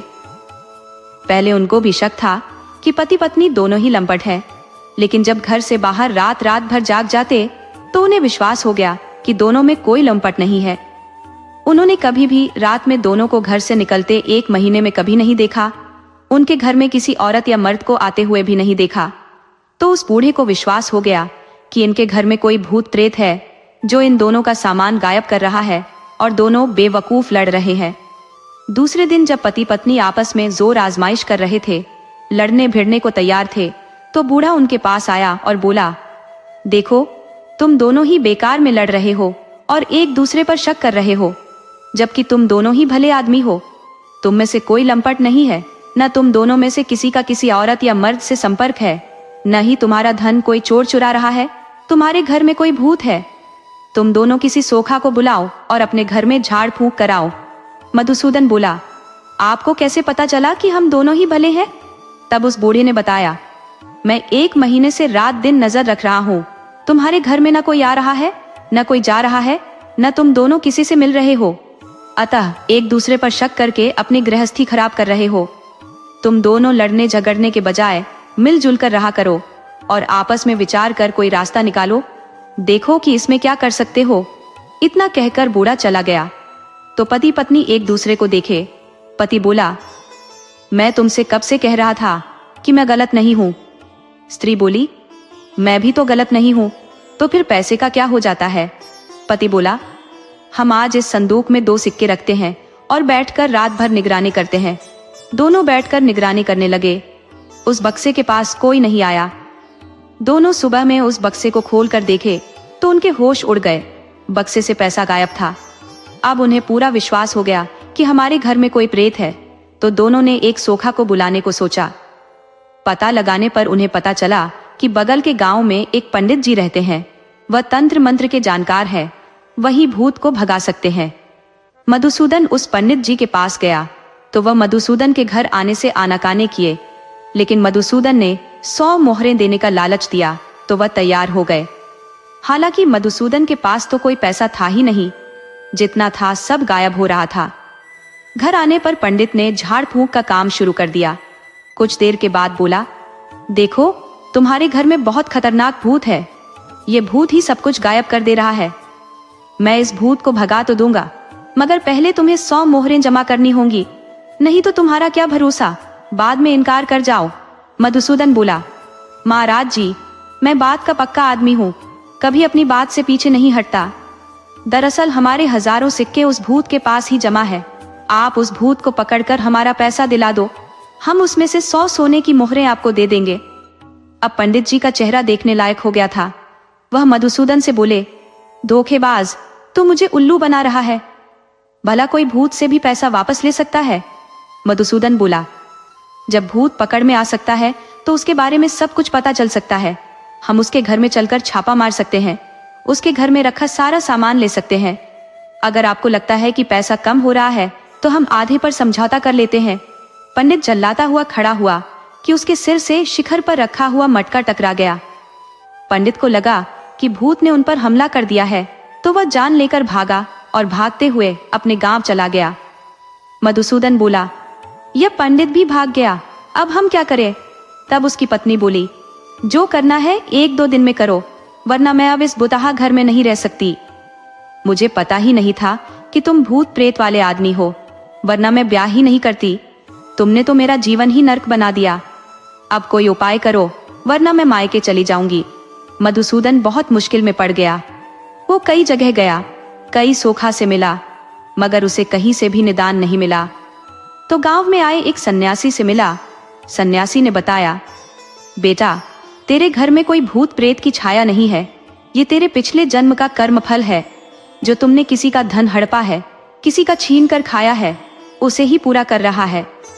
जिस दिन वह कर्ज पूरा हो जाएगा, तुम फिर से अमीर बन जाओगे, तुम्हारी दरिद्रता चली जाएगी। वह घर आकर पत्नी से बताया तो वह इस बात को सुनकर चिढ़ गई और बोली, मुझे तुम्हारे साथ नहीं रहना, मैं अब मायके जाऊंगी और दूसरा ब्याह कर लूंगी। अभी मेरी उम्र भी कोई ज्यादा नहीं हुई है, अब तुम अपनी देखो। मधुसूदन पत्नी का पैर पकड़ लिया, तुम मुझे इस विपत्ति में छोड़कर मत जाओ, मैं तुम्हारे लिए हर उद्यम करूंगा। स्त्री बोली, तो ठीक है, तुम मेरे लिए रोज 100 सोने के मोहर लाकर दोगे, तभी रहूंगी। औरत ने इसलिए कह दिया कि न मधुसूदन के पास मोहर होगी, न मुझे रोकेगा। मगर मधुसूदन ने पत्नी की शर्त मान ली तो वह भी नहीं गई। अब समस्या थी कि मधुसूदन 100 सोने के सिक्के लाएगा कहां से। तो उसने चोरी करने का विचार कर लिया और सुमंत नगर चला गया और दिन के वक्त ही एक सेठ के दुकान के पास खड़ा हो गया। उस सेठ सोने का व्यापारी था। अभी अकेला दुकान में बैठा था कि उसको जोर की लघु शंका लग गई थी। वो दुकान से निकलकर घर के अंदर चला गया। शायद उसका गुसलखाना घर के अंदर में था। मधुसूदन को मौका मिल गया। उसका संयोग भी अच्छा था कि सेठ ने अपने गले में ताला नहीं लगाया था और उसमें 1000 मोहरों की थैली पड़ी थी। मधुसूदन जल्दी से निकालकर चलता बना। उसने पहली बार चोरी की थी तो उसे डर भी बहुत लग रहा था, फिर भी बचते बचाते अपने घर चला आया और वो स्वर्ण मुद्रा पत्नी को दे दिया तो वह बहुत खुश हुई। उसने पति से एक बार भी नहीं पूछा कि यह पैसा कहाँ से लाए हो। उसने इस बार संदूक में पैसा न रखकर जमीन के अंदर छिपा दी। आश्चर्य की बात कि दूसरे दिन पैसे कहीं नहीं गए, सब के सब सलामत थे।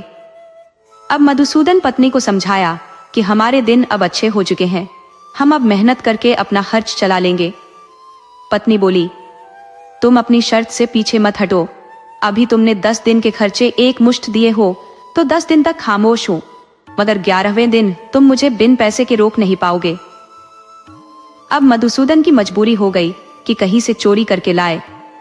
अब वह रात में चोरी करने लगा। समय गुजरा और मधुसूदन एक पेशेवर चोर बन गया और किसी भी तरह पत्नी के लिए 100 सिक्के ला देता। एक दिन उसके समझ में आया कि मैं यह गलती कर रहा हूँ। अरे, जब पैसे से ही पत्नी रखनी है तो इससे अच्छा तो कोठे वाली है या फिर कोई भी औरत रख सकता हूँ। ये विचार कर वह अब कोठे पर जाने लगा। रात में नगर में चोरी करता और दिन के वक्त जंगल में छिप जाता। जंगल में ही उसे हर सुविधा मिल जाती। वो जंगल में ही वेश्याओं को भी बुलाने लगा, मगर एक बात भूल गया कि वह गलत कर रहा है। वेश्या भी एक औरत होती है और औरत के पेट में कोई बात पचती नहीं है, वह किसी न किसी से जरूर कहेगी। उसके पास जो नगर की वेश्या आती थी वह राज दरबार के एक सैनिक के भी संपर्क में थी, बल्कि वह सैनिक उससे प्रेम करता था। उधर राज दरबार में नगर के सेठ रोज राजा से मिलने जाते थे। महाराज, आप हमारी रक्षा कीजिए, नगर में एक चोर ने आतंक मचा रखा है, वह आए दिन हमें लूट रहा है, हम हर यत्न कर थक गए हैं।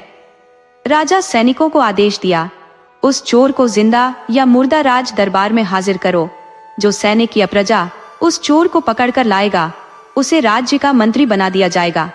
यह आदेश जब सैनिकों को मिला तो चोर को पकड़ने के लिए जी जान से लग गए। वह सैनिक भी लग गया जो वेश्या का प्रेमी था। वो एक पखवाड़े तक प्रेमिका से मिलने नहीं गया। बड़ी फुर्सत में गया तो वह बहुत तनाव में था। उसकी प्रेमिका ने उलाहना दी, एक पखवाड़ा कहाँ थे? तब उसने बताया, एक चोर को पकड़ने की फिराक में लगा हूँ, अगर मैं चोर को पकड़ लिया तो राज्य का मंत्री बन जाऊंगा। वेश्या बोली, इसमें कौन सी बड़ी बात है, अगर मैं चोर को पकड़वा दूं तो मुझे क्या इनाम दोगे? सैनिक बोला, तुम मंत्री की पत्नी बन जाओगी, अब इससे बड़ा कोई इनाम नहीं हो सकता। तब वह वेश्या बोली, ठीक है, कल मेरे साथ जंगल में चलो, मैं चोर का निवास स्थान दिखा दूंगी। वो जंगल में कहाँ रहता है मुझे पता है, मजबूरी में मुझे कई बार उसके पास भी जाना पड़ा है तो मैं उसका निवास देख ली हूँ। वो जंगल में जमीन के अंदर गड्ढा बनाकर रहता है, ऊपर से झाड़ी ऐसा लगा देता है कि कोई भी वहां तक नहीं पहुंच सकता। पूरा जंगल छान मारो मगर वह कभी किसी के पकड़ में नहीं आ सकता। आप अभी से अपने को मंत्री मान लो। वह वेश्या सैनिक को लेकर जंगल में चल गई, लेकिन उससे पहले चोर के दिमाग में भी यह बात आ गई थी। वह जान गया था कि राजा के सैनिक उसे पागलों की भांति खोज रहे हैं। वैसे तो वह कभी किसी के पकड़ में नहीं आ सकता, लेकिन वह वेश्या ने मेरा निवास स्थान देख लिया है। यदि उसके मन में मंत्री बनने या अपने किसी प्रिय को बनाने की लालच आ गई तो वह राजा के सैनिकों को मेरा निवास स्थान दिखा सकती है और मुझे पकड़वा सकती है। तो वह रात में ही सारा धन एक पास के तालाब में छिपा दिया और एक घने पेड़ के ऊपर चढ़कर उसके डाल में बने कोटर में छिप गया और वहीं से छिपकर जंगल का नजारा देखने लगा। वो देखा कि वेश्या एक सैनिक के साथ चली आ रही है। वो उस स्थान पर पहुंच गई है जहां वो रहता था। वह जल्दी से झाड़ी हटाकर गड्ढे में जाती है, मगर आज गड्ढा और भी गहरा हो गया है। अब उसमें जाने वाला खुद से नहीं निकल सकता। औरत गड्ढे में चली तो जाती है मगर उसमें चोर को नहीं पाती और न खुद निकल पाती है। वो सैनिक से कहती है, लगता है चोर साला भाग गया है और इस गड्ढे में और गहरा गड्ढा खोद दिया है, अब आप हेल्प करके मुझे बाहर निकालो। सैनिक बोला, मैं तुम्हारी कोई मदद नहीं कर सकता, मुझे तुम जैसी औरत जरा भी पसंद नहीं। तुमने मुझसे कहा था कि सिर्फ आपसे प्यार करती हो, मैं कभी दूसरे की तरफ देखी भी नहीं हूँ, लेकिन तुम चोर की भी प्रेमिका रही हो, उससे मिलने के लिए इस गड्ढे में आती जाती रही हो। तुम मुझे खुल्लम खुल्ला धोखा देती रही हो। औरत बोली, आप गलत समझ रहे हो। मैं भले ही 100 लोगों से मिली हूँ, लेकिन प्यार सिर्फ आपसे किया है। आप अंदाजा इस बात से लगा सकते हो कि मैंने सेवा का कोई मूल्य आपसे नहीं लिया है। और फिर मैं कोठे वाली हूँ, ये तो मेरा धंधा है। आपको मुझसे प्रेम नहीं करना, मत करो, मगर अभी मुझे इस गड्ढे से बाहर निकालो। वो सैनिक बोला, मुझे दूसरे की माशूका का हाथ नहीं पकड़ना, तुम खुद अपने चोर प्रेमी को बुला लो। वो सैनिक उस गड्ढे में बहुत सी कंटीली झाड़ियां डाल दिया और चला गया। वेश्या मदद की गुहार लगाती रह गई। चोर पास ही पेड़ के ऊपर कोटर में छिपा था। वो रात होने पर पेड़ से उतरा और उस गड्ढे के पास आ गया। उस गड्ढे में वेश्या फंसी थी। वो चोर को देखते ही बोली, आप आ गए, आप मुझे बचा लो। चोर बोला, मैं तुम्हें बचाऊं? मगर किस लिए? तुमने मेरे ऊपर कौन सा एहसान किया है? तुम तो मुझे पकड़वाने के लिए सैनिक साथ लाई थी। उस सैनिक से मदद क्यों नहीं ली? जबकि तुम्हारा उसका रिश्ता प्रेम का था, हमारा तो व्यापार का रिश्ता है। जरूरत खत्म तो रिश्ता भी खत्म। अब तुम मेरी कौन हो जो मैं तुम्हारी मदद करूं? और किस लिए? अरे, तुम्हें मंत्री खुद बनना था, तुम मुझसे कही होती, मैं तुम्हारे लिए खुद राज दरबार जाकर सूली छड़ जाता, तुम मंत्री बन जाती। लेकिन मुझे गद्दारी जरा भी पसंद नहीं। चोर ने कुछ सूखी लकड़ी, खरपतवार रखकर उस गड्ढे के ऊपर आग लगा दी और भाग गया। मगर वो जंगल में भागता रहा। दिन के वक्त जंगल के चप्पे चप्पे पर सैनिक खड़े हो जाते थे। 2-4 दिन तक किसी तरह छिपकर चोर ने अपनी जान बचाई, मगर सैनिकों के कड़े पहरे के कारण भूखे मरने की नौबत आ गई। तो चोर कोई चारा न देख दानव वन के महात्मा के पास चला गया और उनका चरण पकड़ लिया। महात्मन, मुझे बचा लीजिए। महात्मा बोले, तुम्हें अब कौन बचा सकता है? तुम्हारे पाप कर्म इतने बढ़ गए हैं कि चोरी के अलावा अब हत्या भी करने लगे हो। अब तुम्हें वह औरत ही माफ कर सकती है जिसे तुमने जला दिया था। चोर बोला, महात्मा, वह औरत तो मर चुकी है, वो मुझे कैसे बचा सकती है? महात्मा बोले, जिस वन में कोई जानवर का शिकार नहीं कर सकता, वो इंसान का कैसे कर सकता है? तू चोरी करके और हत्या का प्रयास कर मेरी शक्तियों को ललकारा है, तुझे तो हर हाल में फांसी होनी चाहिए। चोर बोला, महात्मन, अब मेरी जिंदगी आपके हाथ में है। अगर आपको लगता है कि मुझे फांसी होनी चाहिए तो वह फांसी आप मुझे खुद दीजिए, मैं आपके हाथों मरना चाहता हूँ। वो इतना कह महात्मा के चरण में लेट गया तो महात्मा का कोमल हृदय पिघल गया। वो उस औरत से बोले जो उनकी कुटिया में बैठी थी। वो औरत कुटिया से निकलकर बाहर आई। चोर देखकर हैरान हुआ, ये तो वेश्या है, कैसे जिंदा बच गई? शायद महात्मा खुद जाकर बचाए हैं। ये तो मुझे हरगिज माफ नहीं करेगी, ये भला क्यों मुझे माफ करने लगी? लेकिन औरत बोली, महात्मन, मैं इस चोर को इसकी गलतियों के लिए क्षमा करती हूँ, आप इसे माफ करें और इसका मार्गदर्शन करें। ये चोर भी गलत रास्ता छोड़कर मेरी तरह सही राह पर आ जाए, इसको सद्बुद्धि दीजिए। महात्मा बोले, जब तुमने अपने कातिल को माफ कर दिया है तो मैं भी इसे माफ कर देता हूँ। चोर ने उस दिन से कान पकड़ लिया कि मैं कभी कोई चोरी नहीं करूंगा। वेश्या सन्यासिनी बन गई तो चोर सन्यासी बन गया। इस तरह चोर को आश्रम में रहते 1 साल गुजर गया तो एक दिन महात्मा बोले, तुम नगर में जाओ और भिक्षा मांग लाओ।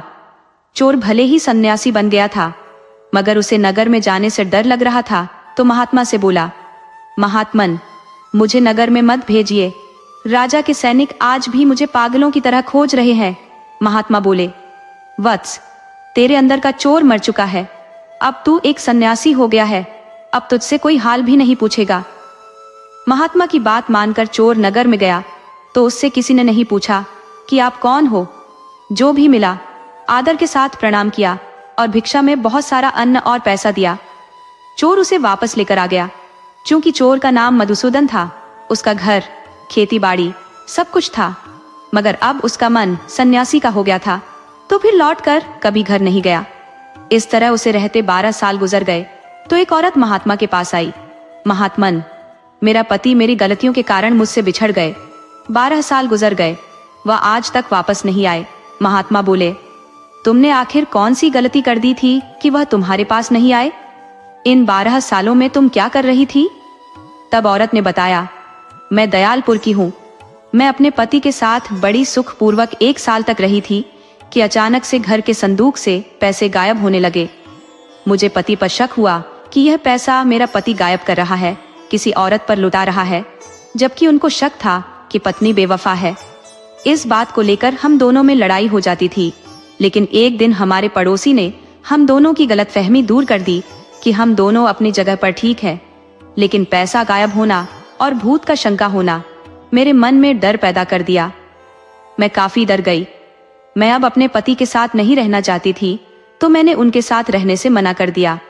वो मुझे बहुत मनाए तो मैंने उनके सामने शर्त रख दी कि मुझे घर में रखना चाहते हो तो 100 सोने के सिक्के रोज देने पड़ेंगे। मुझे पता था कि वह नहीं दे पाएंगे तो मैं उनको छोड़कर चली जाऊंगी, मैं आजाद होकर किसी और से ब्याह कर लूंगी।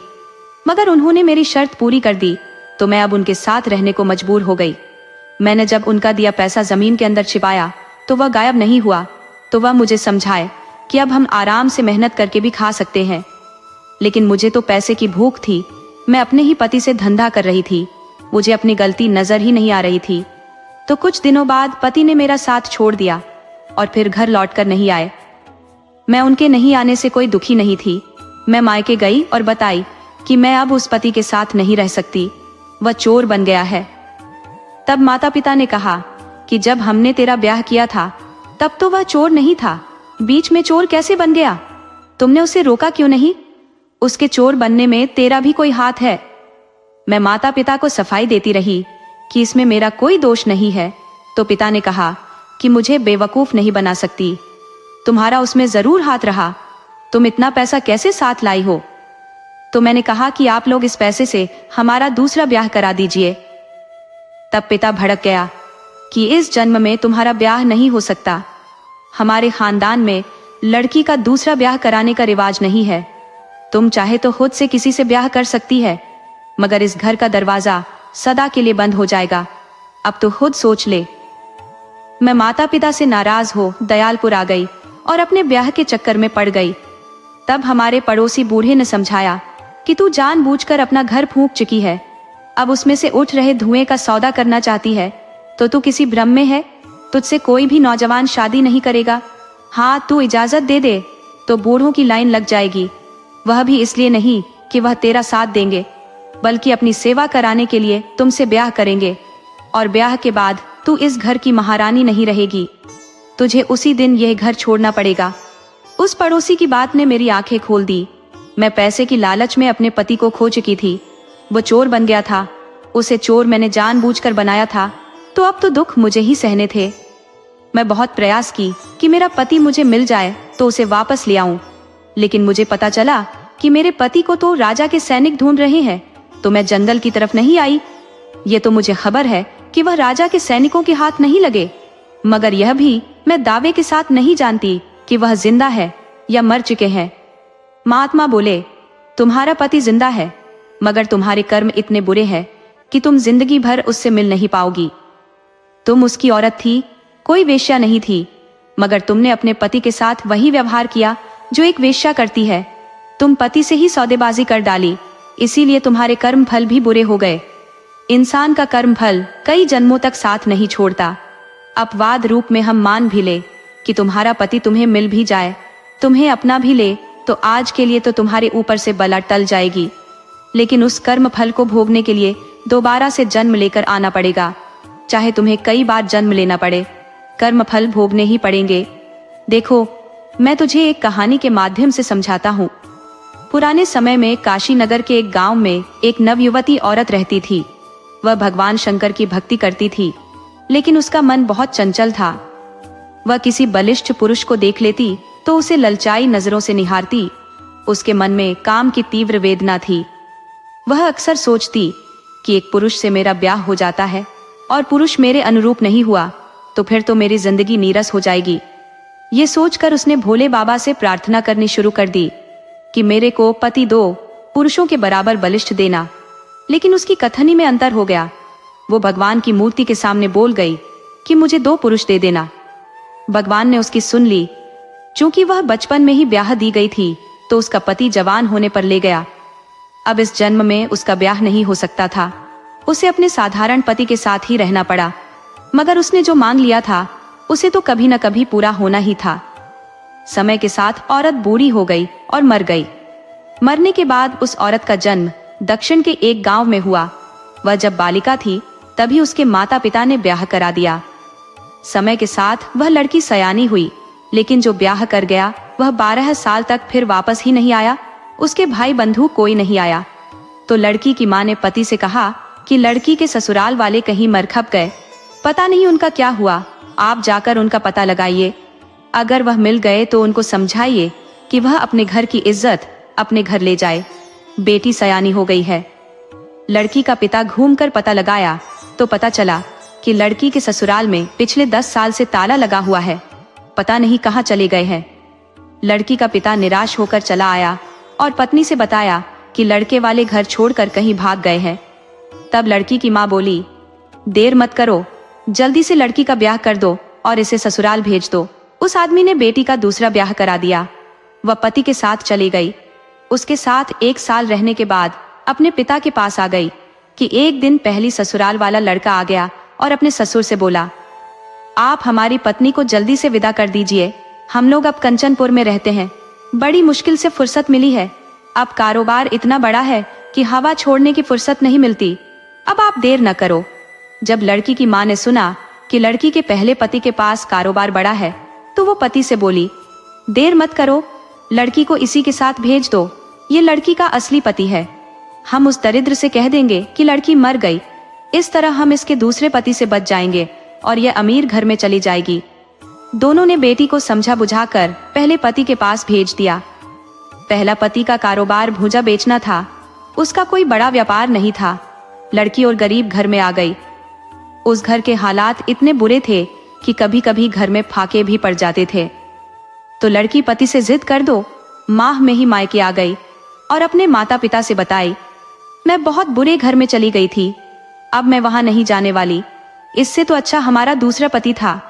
वो अब दूसरे पति के पास जाने की जिद करने लगी कि एक दिन एक साथ उसके दोनों पति आ गए। यह देख लड़की घबरा गई। उसे लगा कि दोनों जब साथ आए हैं तो हमारी पोल पट्टी खुल गई है, अब मैं किसके साथ जाऊं?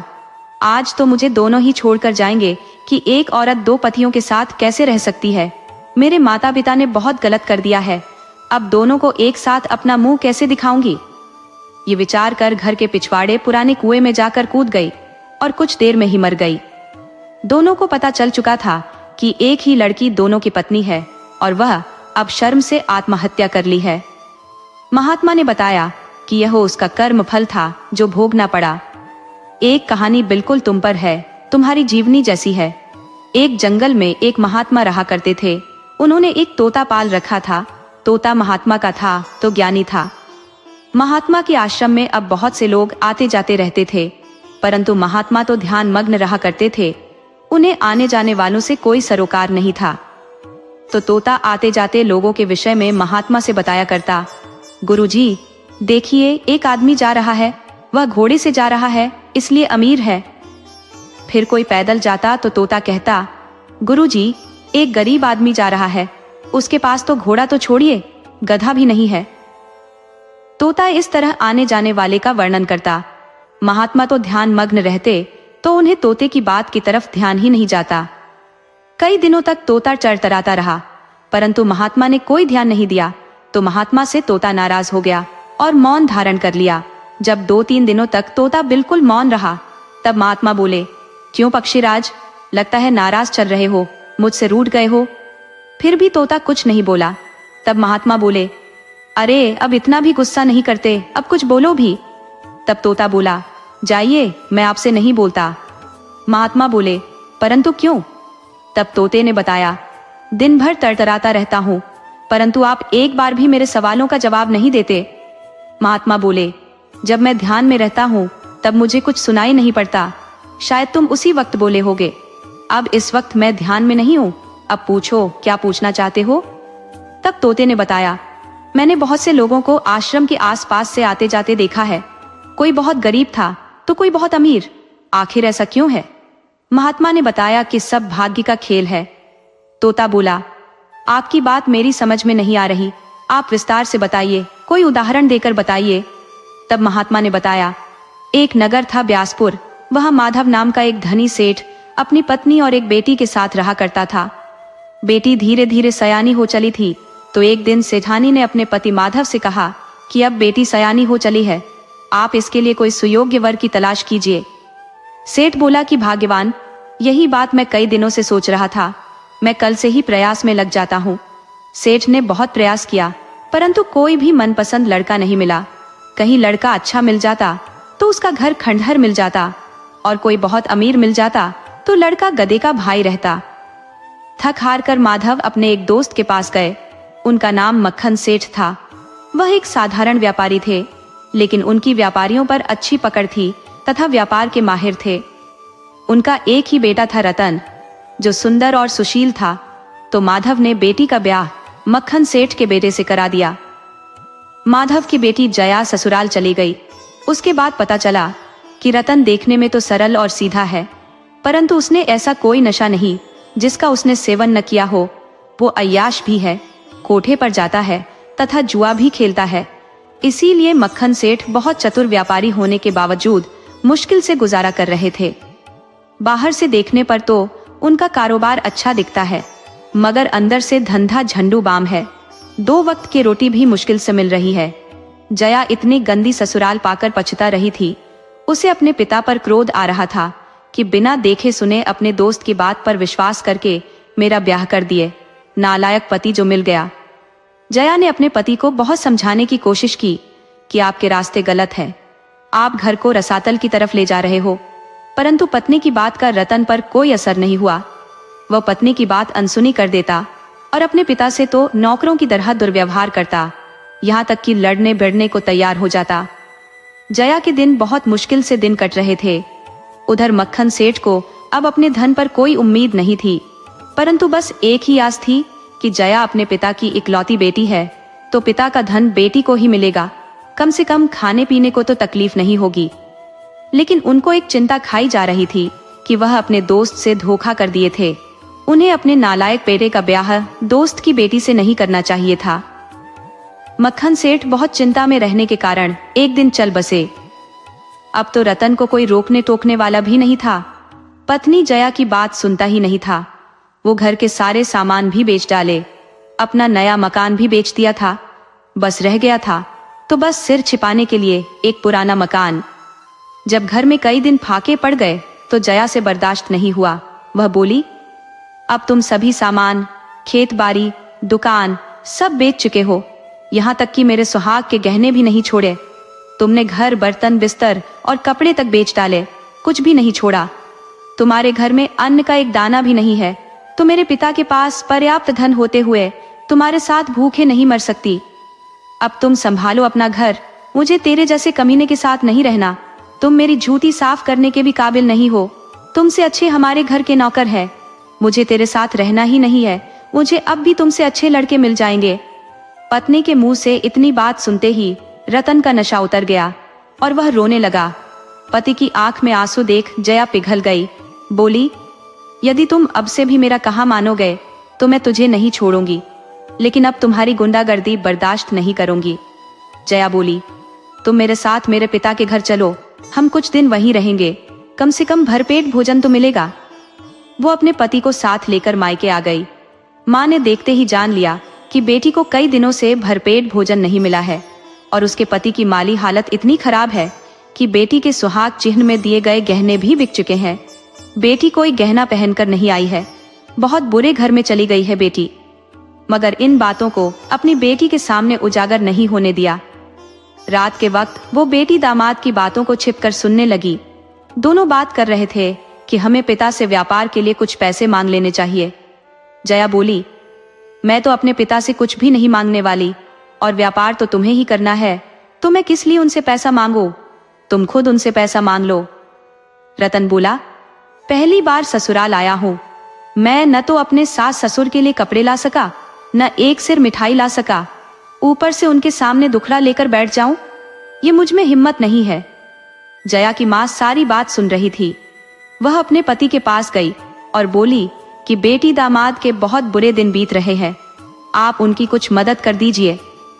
तब सेठ अपनी पत्नी से बोला, मैं रतन के लिखे भाग्य को नहीं बदल सकता, अगर मैं मदद भी कर दूं तो वह पैसा इसके पास नहीं रहेगा। रतन की भाग्य की दशा बहुत कमजोर चल रही है, इस अवस्था में उसे कुबेर का भंडार भी दे दिया जाए तो एक दिन में बर्बाद कर देगा। इस वक्त सोना को छू लेगा तो कोयला में बदल जाएगा। इसलिए अभी उनके हाल पर छोड़ दो। हाँ, यदि बेटी को अपने पास रखना चाहती हो तो 2-4 महीना अपने पास रख सकती हो, परंतु कर्म में लिखे को कोई नहीं मिटा सकता, भाग्य में लिखे दुर्भाग्य को कोई नहीं बदल सकता। अतः मैं इन्हें कोई मदद नहीं करने वाला। पति की बेरुखी देख पत्नी को बहुत तकलीफ हुई। सोची कि सारा धन तो बेटी को ही मिलना है, परंतु लालच, बस मेरा पति बेटी से ही मुंह मोड़ रहा है, परंतु मैं बेटी को दुखी नहीं देख सकती। उसने सोच लिया कि पहले तो दोनों को यहाँ से जाने नहीं दूंगी, अगर जाना पड़े तो गोपनीय ढंग से मदद करूंगी, पता भी नहीं चलेगा और मदद भी हो जाएगी।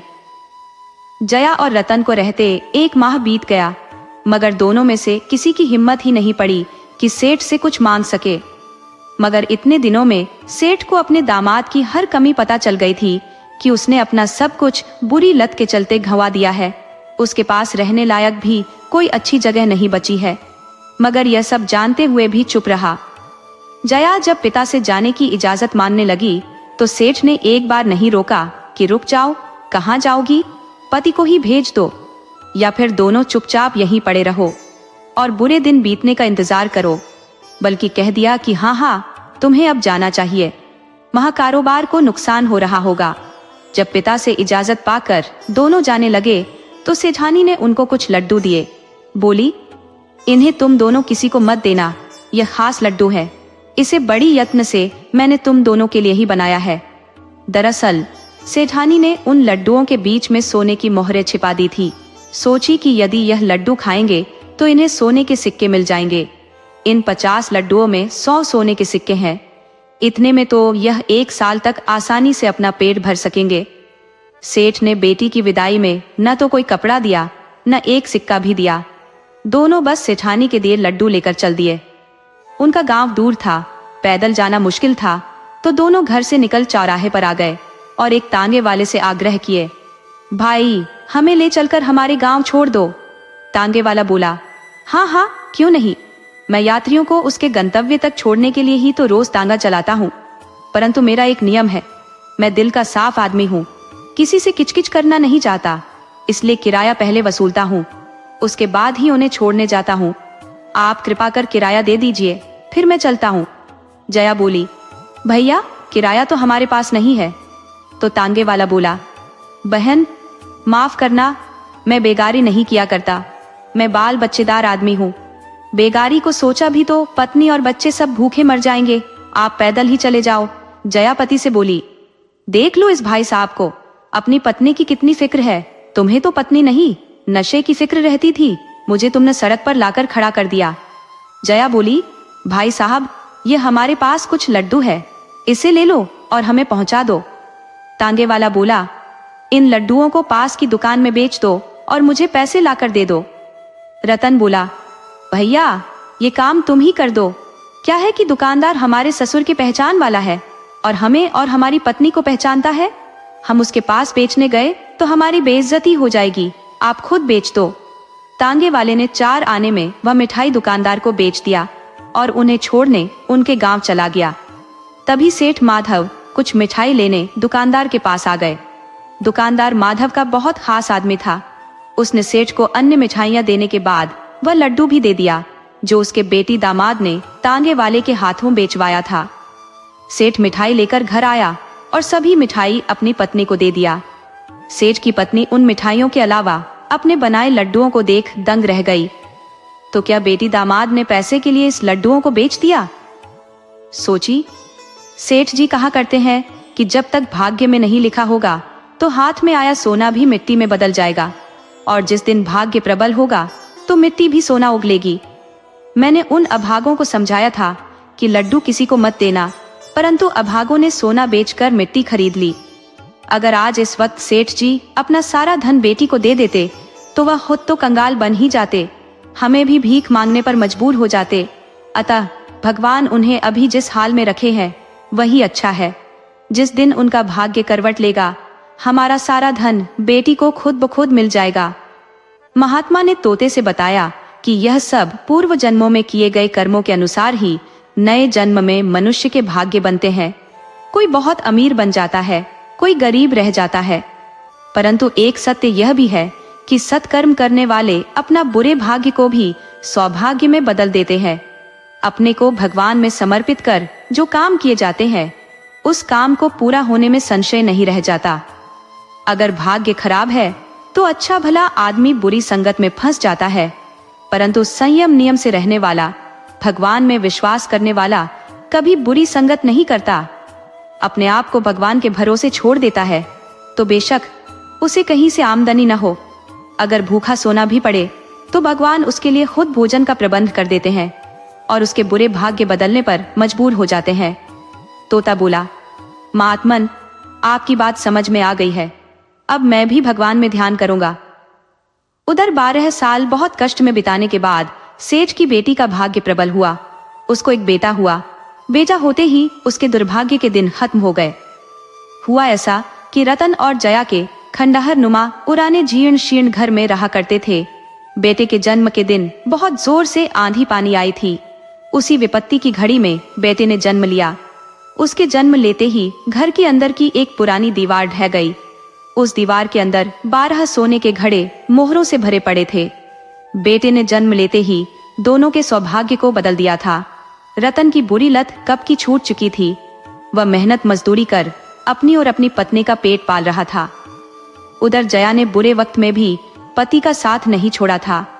आखिर उनके धैर्य के आगे दुर्भाग्य को हार मानकर भागना पड़ा।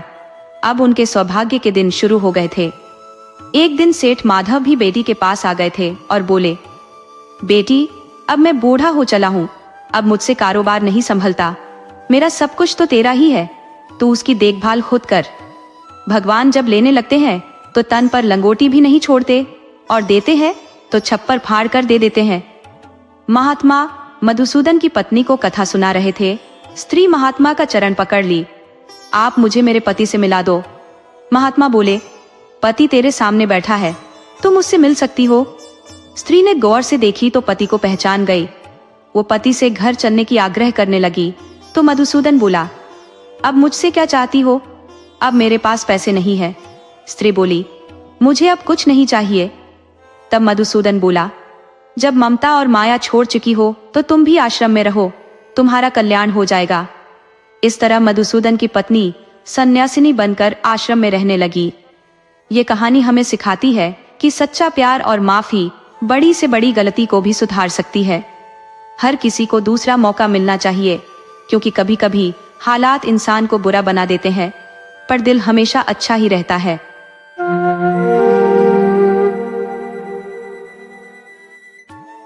एक समय की बात है, एक गांव में पंडित मायानाथ नाम के एक प्रसिद्ध गुरुजी रहते थे। वे खुद को बहुत बड़ा ज्ञानी और तांत्रिक मानते थे। गांव के लोग उन्हें बहुत सम्मान की नजर से देखते थे, क्योंकि उन्होंने हमेशा खुद को एक महान साधक और सिद्ध पुरुष के रूप में पेश किया था। उनकी बातों में इतना असर था कि लोग उनके हर शब्द को सच मान लेते थे। वे जो भी कहते, भक्त बिना सोचे समझे उस पर विश्वास कर लेते। गुरुजी को यह बात बहुत पसंद थी कि लोग उनकी आज्ञा का पालन करते हैं और बिना किसी सवाल के उनकी हर बात को सच मानते हैं। गुरुजी का आश्रम गांव के किनारे एक बड़े पीपल के पेड़ के नीचे बना हुआ था। वहां हर दिन भक्तों की भीड़ लगी रहती थी। लोग अपनी समस्याएं लेकर आते और गुरुजी उन्हें अजीब अजीब उपाय बताते। कोई भी उनकी बातों को टोकने की हिम्मत नहीं करता था, क्योंकि जिसने भी उनके ज्ञान पर सवाल उठाया उसे गुरुजी ने श्राप देने की धमकी दी। धीरे धीरे गांव के लोग उनसे डरने लगे और उनकी हर बात को आंख मूंदकर मानने लगे। लेकिन गुरुजी को इस बात का एहसास नहीं था कि यह डर और अंधविश्वास उनकी मूर्खता को ज्यादा दिन तक छिपा नहीं पाएगा। गुरुजी को अपनी बुद्धिमत्ता पर इतना घमंड था कि वे किसी से भी सीखने के लिए तैयार नहीं थे।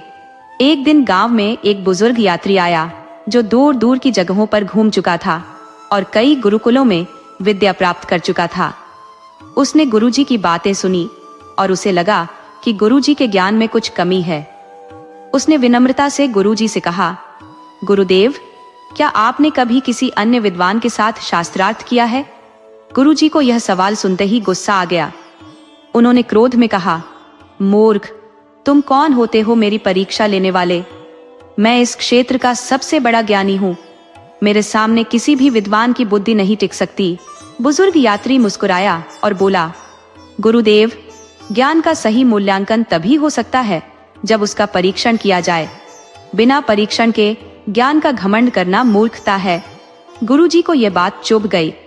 उन्होंने अपने भक्तों से कहा, इस अज्ञानी को आश्रम से बाहर निकाल दो। यह मेरी प्रतिष्ठा को ठेस पहुंचाने आया है।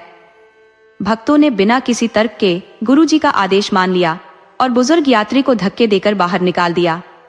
गांव वालों ने यह सब देखा, लेकिन कोई भी गुरुजी के खिलाफ बोलने की हिम्मत नहीं कर सका। समय बीतता गया और गुरुजी का घमंड बढ़ता गया। वे अपने शिष्यों को ऐसे ज्ञान की बातें सिखाते जिनका कोई वास्तविक आधार नहीं होता था। उदाहरण के लिए, एक बार एक किसान उनके पास आया और बोला, गुरुदेव, इस साल मेरे खेत में फसल नहीं हुई। बारिश भी बहुत कम हुई है। क्या कोई उपाय है? गुरुजी ने बिना कुछ सोचे कहा, तुम्हारे खेत की मिट्टी में ग्रहों का दोष आ गया है। अगर तुम अपने खेत की चारों ओर 5 बार उल्टे पैर चलते हुए घूमो और फिर कुएं में एक मटकी दूध डालोगे तो बारिश अवश्य होगी। किसान को यह उपाय अजीब लगा, लेकिन वह गुरुजी के क्रोध से डरता था। उसने वैसा ही किया जैसा गुरुजी ने कहा, लेकिन बारिश नहीं हुई। जब वह दोबारा गुरुजी के पास गया और कहा कि उपाय काम नहीं कर रहा है, तो गुरुजी ने कहा, तुमने श्रद्धा से उपाय नहीं किया होगा, इसीलिए इसका प्रभाव नहीं हुआ। श्रद्धा ही सबसे बड़ी शक्ति है। किसान निराश होकर लौट गया, लेकिन धीरे धीरे अन्य लोगों को भी यह एहसास होने लगा कि गुरुजी के उपाय केवल दिखावा है। लेकिन कोई भी खुलकर यह बात कहने की हिम्मत नहीं कर पा रहा था। गांव में धीरे धीरे एक अजीब माहौल बन रहा था। कुछ लोग गुरुजी के कट्टर भक्त थे, जबकि कुछ उनकी बातों पर संदेह करने लगे थे। लेकिन संदेह करने वालों की संख्या कम थी, क्योंकि गुरुजी ने भक्तों के मन में यह डर बैठा दिया था कि जो भी उनके ज्ञान पर शक करेगा उसे पाप लगेगा और उसका जीवन कष्टमय हो जाएगा। इसी बीच एक नई घटना घटी जिसने गुरुजी के घमंड को और बढ़ा दिया। गांव में एक औरत अपने बीमार बेटे को लेकर आई और गुरुजी से प्रार्थना करने लगी, गुरुदेव, मेरा बेटा बहुत बीमार है। कृपया कुछ ऐसा उपाय बताइए जिससे यह ठीक हो जाए। गुरुजी ने अपनी आंखें बंद की और गंभीर स्वर में बोले, इसका कारण तुम्हारे पिछले जन्म के पाप है। जब तक तुम नदी में एक सोने की चूड़ी प्रवाहित नहीं करोगी, तब तक तुम्हारा बेटा ठीक नहीं होगा। महिला बहुत गरीब थी, उसके पास सोने की चूड़ी नहीं थी, लेकिन फिर भी उसने उधार लेकर चूड़ी खरीदी और नदी में प्रवाहित कर दी। कुछ दिनों बाद उसका बेटा खुद ही धीरे धीरे ठीक हो गया। गांव वालों ने मान लिया कि यह गुरुजी की कृपा से हुआ है, लेकिन असल में यह सिर्फ संयोग था। गुरुजी का घमंड 7वें आसमान पर था। वे खुद को अवतार मानने लगे और गांव वालों को अपनी मर्जी से नचाने लगे। लेकिन वे नहीं जानते थे कि उनका यह घमंड बहुत जल्द उनकी मूर्खता को उजागर करने वाला था। एक बड़ी साजिश उनके खिलाफ तैयार हो रही थी, जो उनके पूरे अस्तित्व को हिलाकर रख देगी। गुरुजी का प्रभाव दिन ब दिन बढ़ता जा रहा था। गांव के लोग अब आंख मूंद कर उनकी हर बात मानने लगे थे। वे जो भी कहते, भक्त बिना किसी तर्क वितर्क के उसे स्वीकार कर लेते। यह अंधभक्ति इतनी गहरी हो चुकी थी कि अगर गुरुजी दिन को रात और रात को दिन कह देते, तो भी उनके अनुयायी बिना किसी संदेह के उनकी बात को सत्य मानते। यह स्थिति गुरुजी के लिए बहुत अनुकूल थी, क्योंकि अब वे जो चाहे कह सकते थे और भक्त उसे पालन करने के लिए तैयार रहते थे। गुरुजी का आश्रम अब सिर्फ गांव तक सीमित नहीं रहा था। आसपास के गांवों से भी लोग उनके दर्शन करने आने लगे थे। उनके प्रवचनों में हर दिन बड़ी संख्या में लोग इकट्ठा होते थे। वे अपने प्रवचनों में कहते कि संसार मोह माया का जाल है और केवल उनके बताए मार्ग पर चलकर ही मोक्ष की प्राप्ति हो सकती है। उनके शिष्य और अनुयायी उनकी बातों को पूरी तरह से स्वीकार कर चुके थे। वे बिना कुछ सोचे समझे उनकी हर आज्ञा का पालन करने लगे थे। एक दिन गांव के एक बुजुर्ग किसान ने गुरुजी से पूछा, गुरुदेव, क्या सच में हमारी किस्मत पहले से लिखी हुई है? क्या हम अपनी मेहनत से उसे बदल नहीं सकते? गुरुजी ने गंभीरता से जवाब दिया, जो लिखा है वही होगा। किस्मत को बदलने की हिम्मत किसी में नहीं है। यदि किसी को अपनी तकदीर बदलनी है तो उसे मेरी शरण में आना होगा और मेरे बताए नियमों का पालन करना होगा। तभी वह अपने पापों से मुक्त हो सकता है। गांव वालों ने इसे एक अटल सत्य मान लिया और अब वे अपने दुखों और परेशानियों का हल मेहनत में नहीं बल्कि गुरुजी के बताए उपायों में ढूंढने लगे। धीरे धीरे वे आलसी और अकर्मण्य होते जा रहे थे। खेती बाड़ी छोड़कर वे अधिकतर समय गुरुजी के आश्रम में भजन कीर्तन करने और चमत्कारों की आस लगाए बैठे रहते थे। गुरुजी इस स्थिति से बहुत प्रसन्न थे। अब उनके पास बहुत धन संपत्ति आने लगी थी। भक्त उन्हें उपहार में सोना, चांदी, अनाज, कपड़े और पैसे देने लगे थे। वे इसे धर्म और पुण्य का काम समझते थे। लेकिन इस अंधभक्ति ने गुरुजी के दिमाग में और अधिक अहंकार भर दिया। वे अब खुद को किसी देवता से कम नहीं समझते थे। लेकिन इस अंधभक्ति के कारण गांव में कई समस्याएं भी उत्पन्न होने लगी थी। गांव के लोग अब हर समस्या के हल के लिए गुरुजी के पास जाने लगे थे, चाहे वह बीमारी हो, व्यापार में नुकसान हो या पारिवारिक विवाद। गुरुजी हर समस्या का समाधान अपने ढंग से देते, जो अक्सर तर्कहीन होता। एक दिन गांव के एक व्यापारी ने आकर कहा, गुरुदेव, मेरा व्यापार बहुत घाटे में चल रहा है। कोई उपाय बताइए जिससे मेरा व्यापार फिर से फल फूल सके। गुरुजी ने अपनी आंखें बंद की, कुछ देर तक ध्यान लगाया और फिर बोले, यह तुम्हारे पूर्वजों के पापों का परिणाम है। यदि तुम अपने घर के आंगन में 5 काले मुर्गे छोड़ोगे और 7 रातों तक बिना भोजन किए रहोगे तो तुम्हारे व्यापार में फिर से लाभ होने लगेगा। व्यापारी ने बिना कुछ सोचे समझे गुरुजी की बात मान ली और वैसा ही किया। लेकिन कुछ हफ्तों बाद भी उसके व्यापार में कोई सुधार नहीं हुआ। उसने फिर गुरुजी से आकर कहा, गुरुदेव, मैंने आपकी दी हुई विधि पूरी श्रद्धा से अपनाई, लेकिन मेरा व्यापार अभी भी घाटे में है। गुरुजी ने गंभीर स्वर में कहा, इसका अर्थ यह है कि तुमने विधि में कहीं न कहीं त्रुटि कर दी होगी। श्रद्धा से किया गया उपाय कभी असफल नहीं होता। अब तुम्हें एक और उपाय करना होगा। व्यापारी अब पूरी तरह से गुरुजी के चंगुल में फंस चुका था। उसने अगले उपाय के लिए हामी भर दी। गुरुजी ने उसे एक और कठिन और महंगा उपाय बता दिया। धीरे धीरे गांव के कई अन्य लोग भी इसी तरह से गुरुजी के ब्रह्मजाल में फंसते जा रहे थे। लेकिन इस अंधभक्ति के कारण गांव में कई परेशानियां भी बढ़ने लगी थी। लोग अब मेहनत करना छोड़ रहे थे और हर चीज के लिए गुरुजी के आशीर्वाद पर निर्भर हो रहे थे। कई लोगों ने अपने गहने और जमीन जायदाद बेचकर गुरुजी को दान में दे दी थी, ताकि वे उनके पापों से मुक्त हो सके। इसी बीच गांव में एक शिक्षित युवक आया जिसका नाम समीर था। वह बचपन में ही गांव छोड़कर शहर पढ़ाई करने चला गया था और अब वापस लौटा था। उसने गांव की बदली हुई स्थिति देखकर हैरानी जताई।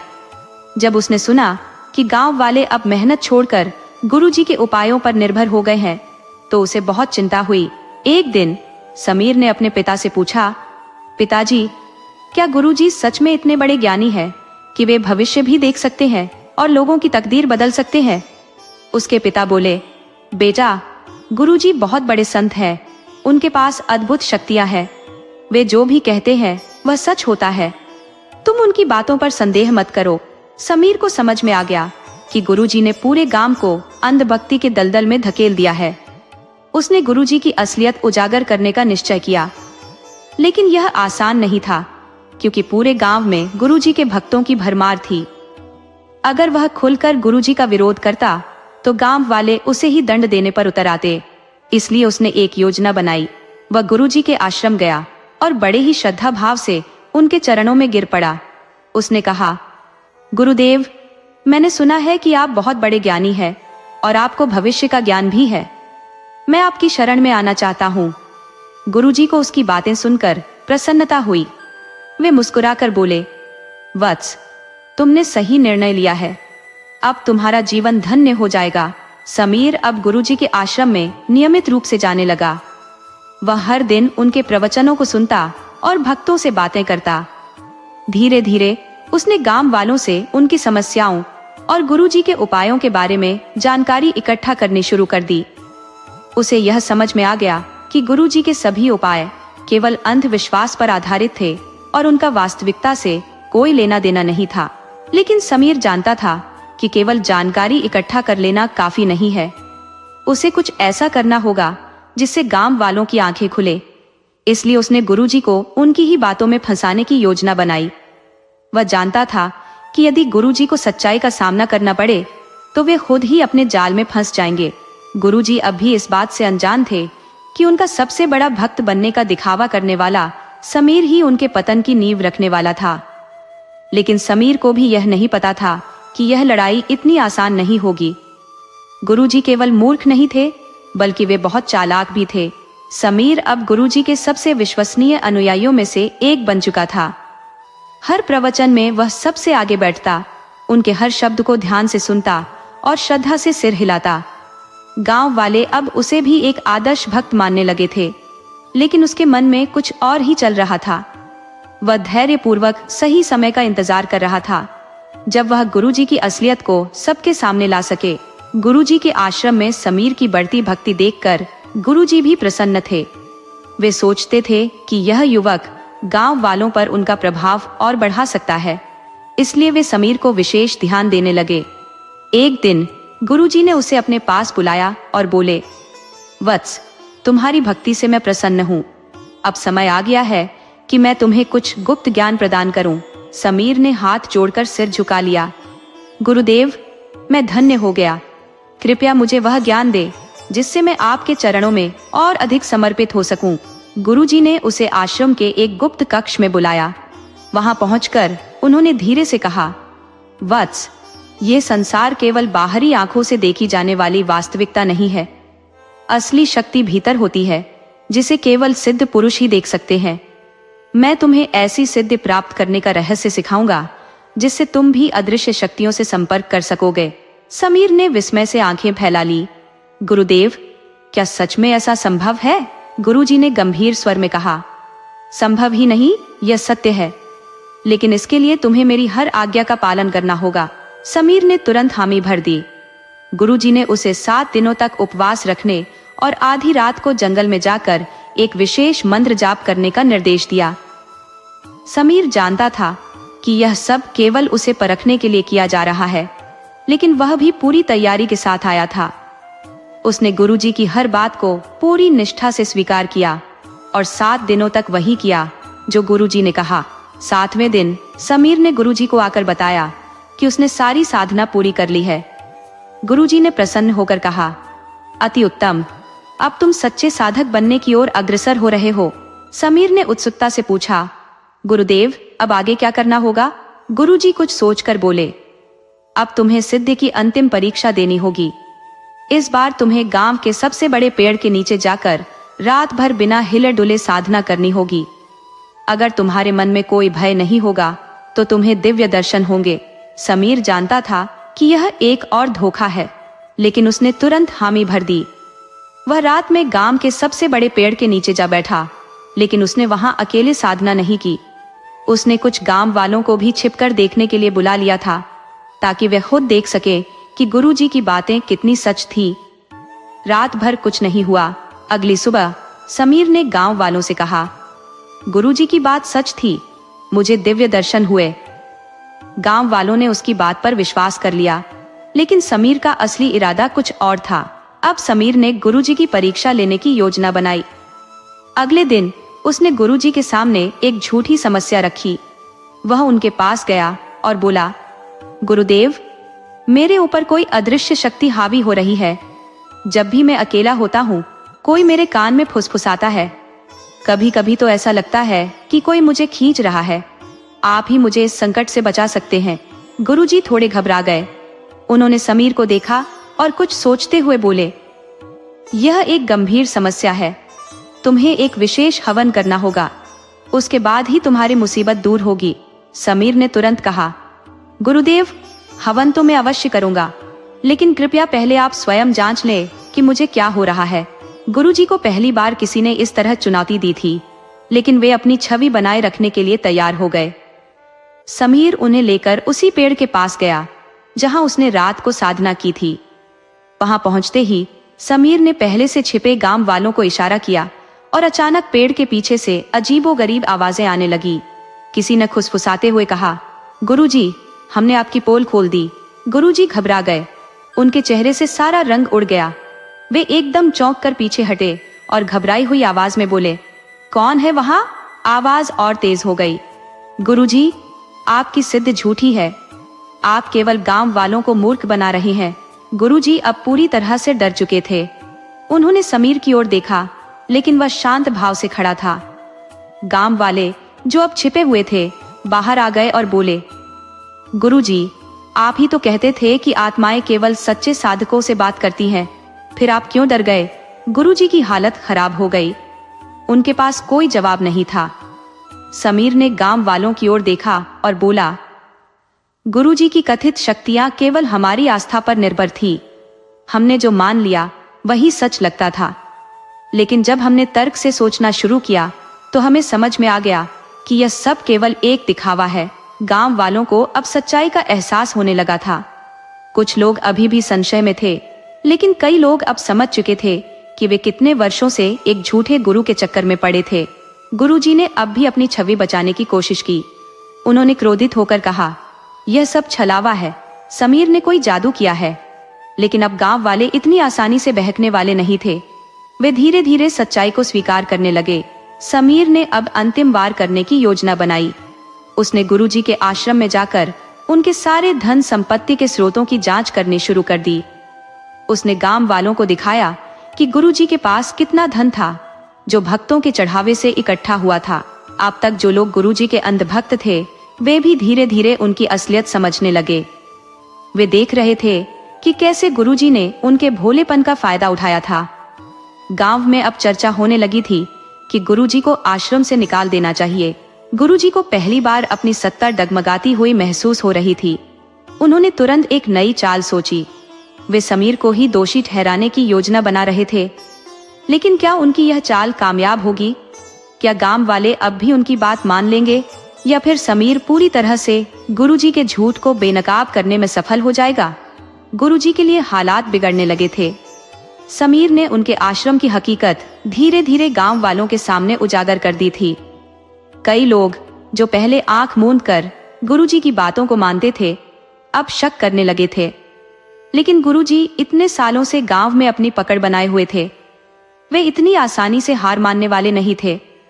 समीर को लगता था कि अब गांव वाले पूरी तरह से गुरुजी के प्रभाव से बाहर आ चुके हैं। लेकिन गुरुजी ने अभी भी कुछ कट्टर भक्तों को अपने पक्ष में बनाए रखा था। वे जानते थे कि अगर वे समीर को ही दोषी ठहरा दे तो स्थिति पलट सकती है। उन्होंने एक चाल चली। गुरुजी ने अपने आश्रम में एक विशेष सभा बुलाई। उन्होंने घोषणा की कि वे एक चमत्कार करके यह साबित करेंगे कि वे वास्तव में सिद्ध पुरुष हैं। उन्होंने गांव वालों से कहा, जो लोग मेरे ऊपर संदेह कर रहे हैं, वे आज अपनी आंखों से देख लेंगे कि मेरी सिद्धियां वास्तविक है। गांव में इस घोषणा से हड़कंप मच गया।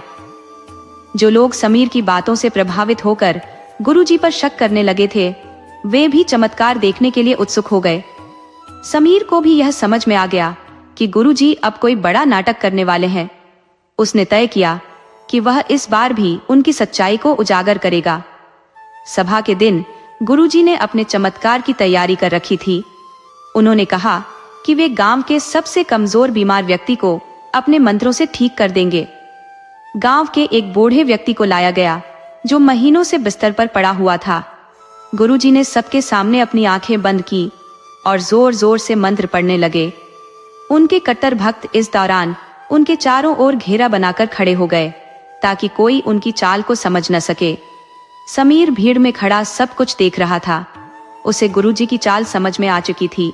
गुरुजी ने बूढ़े व्यक्ति के सिर पर हाथ रखा और जोर से बोले, उठो, तुम्हारी सारी बीमारियां चली गई हैं। अचानक बूढ़ा कांपने लगा और धीरे धीरे खड़ा हो गया।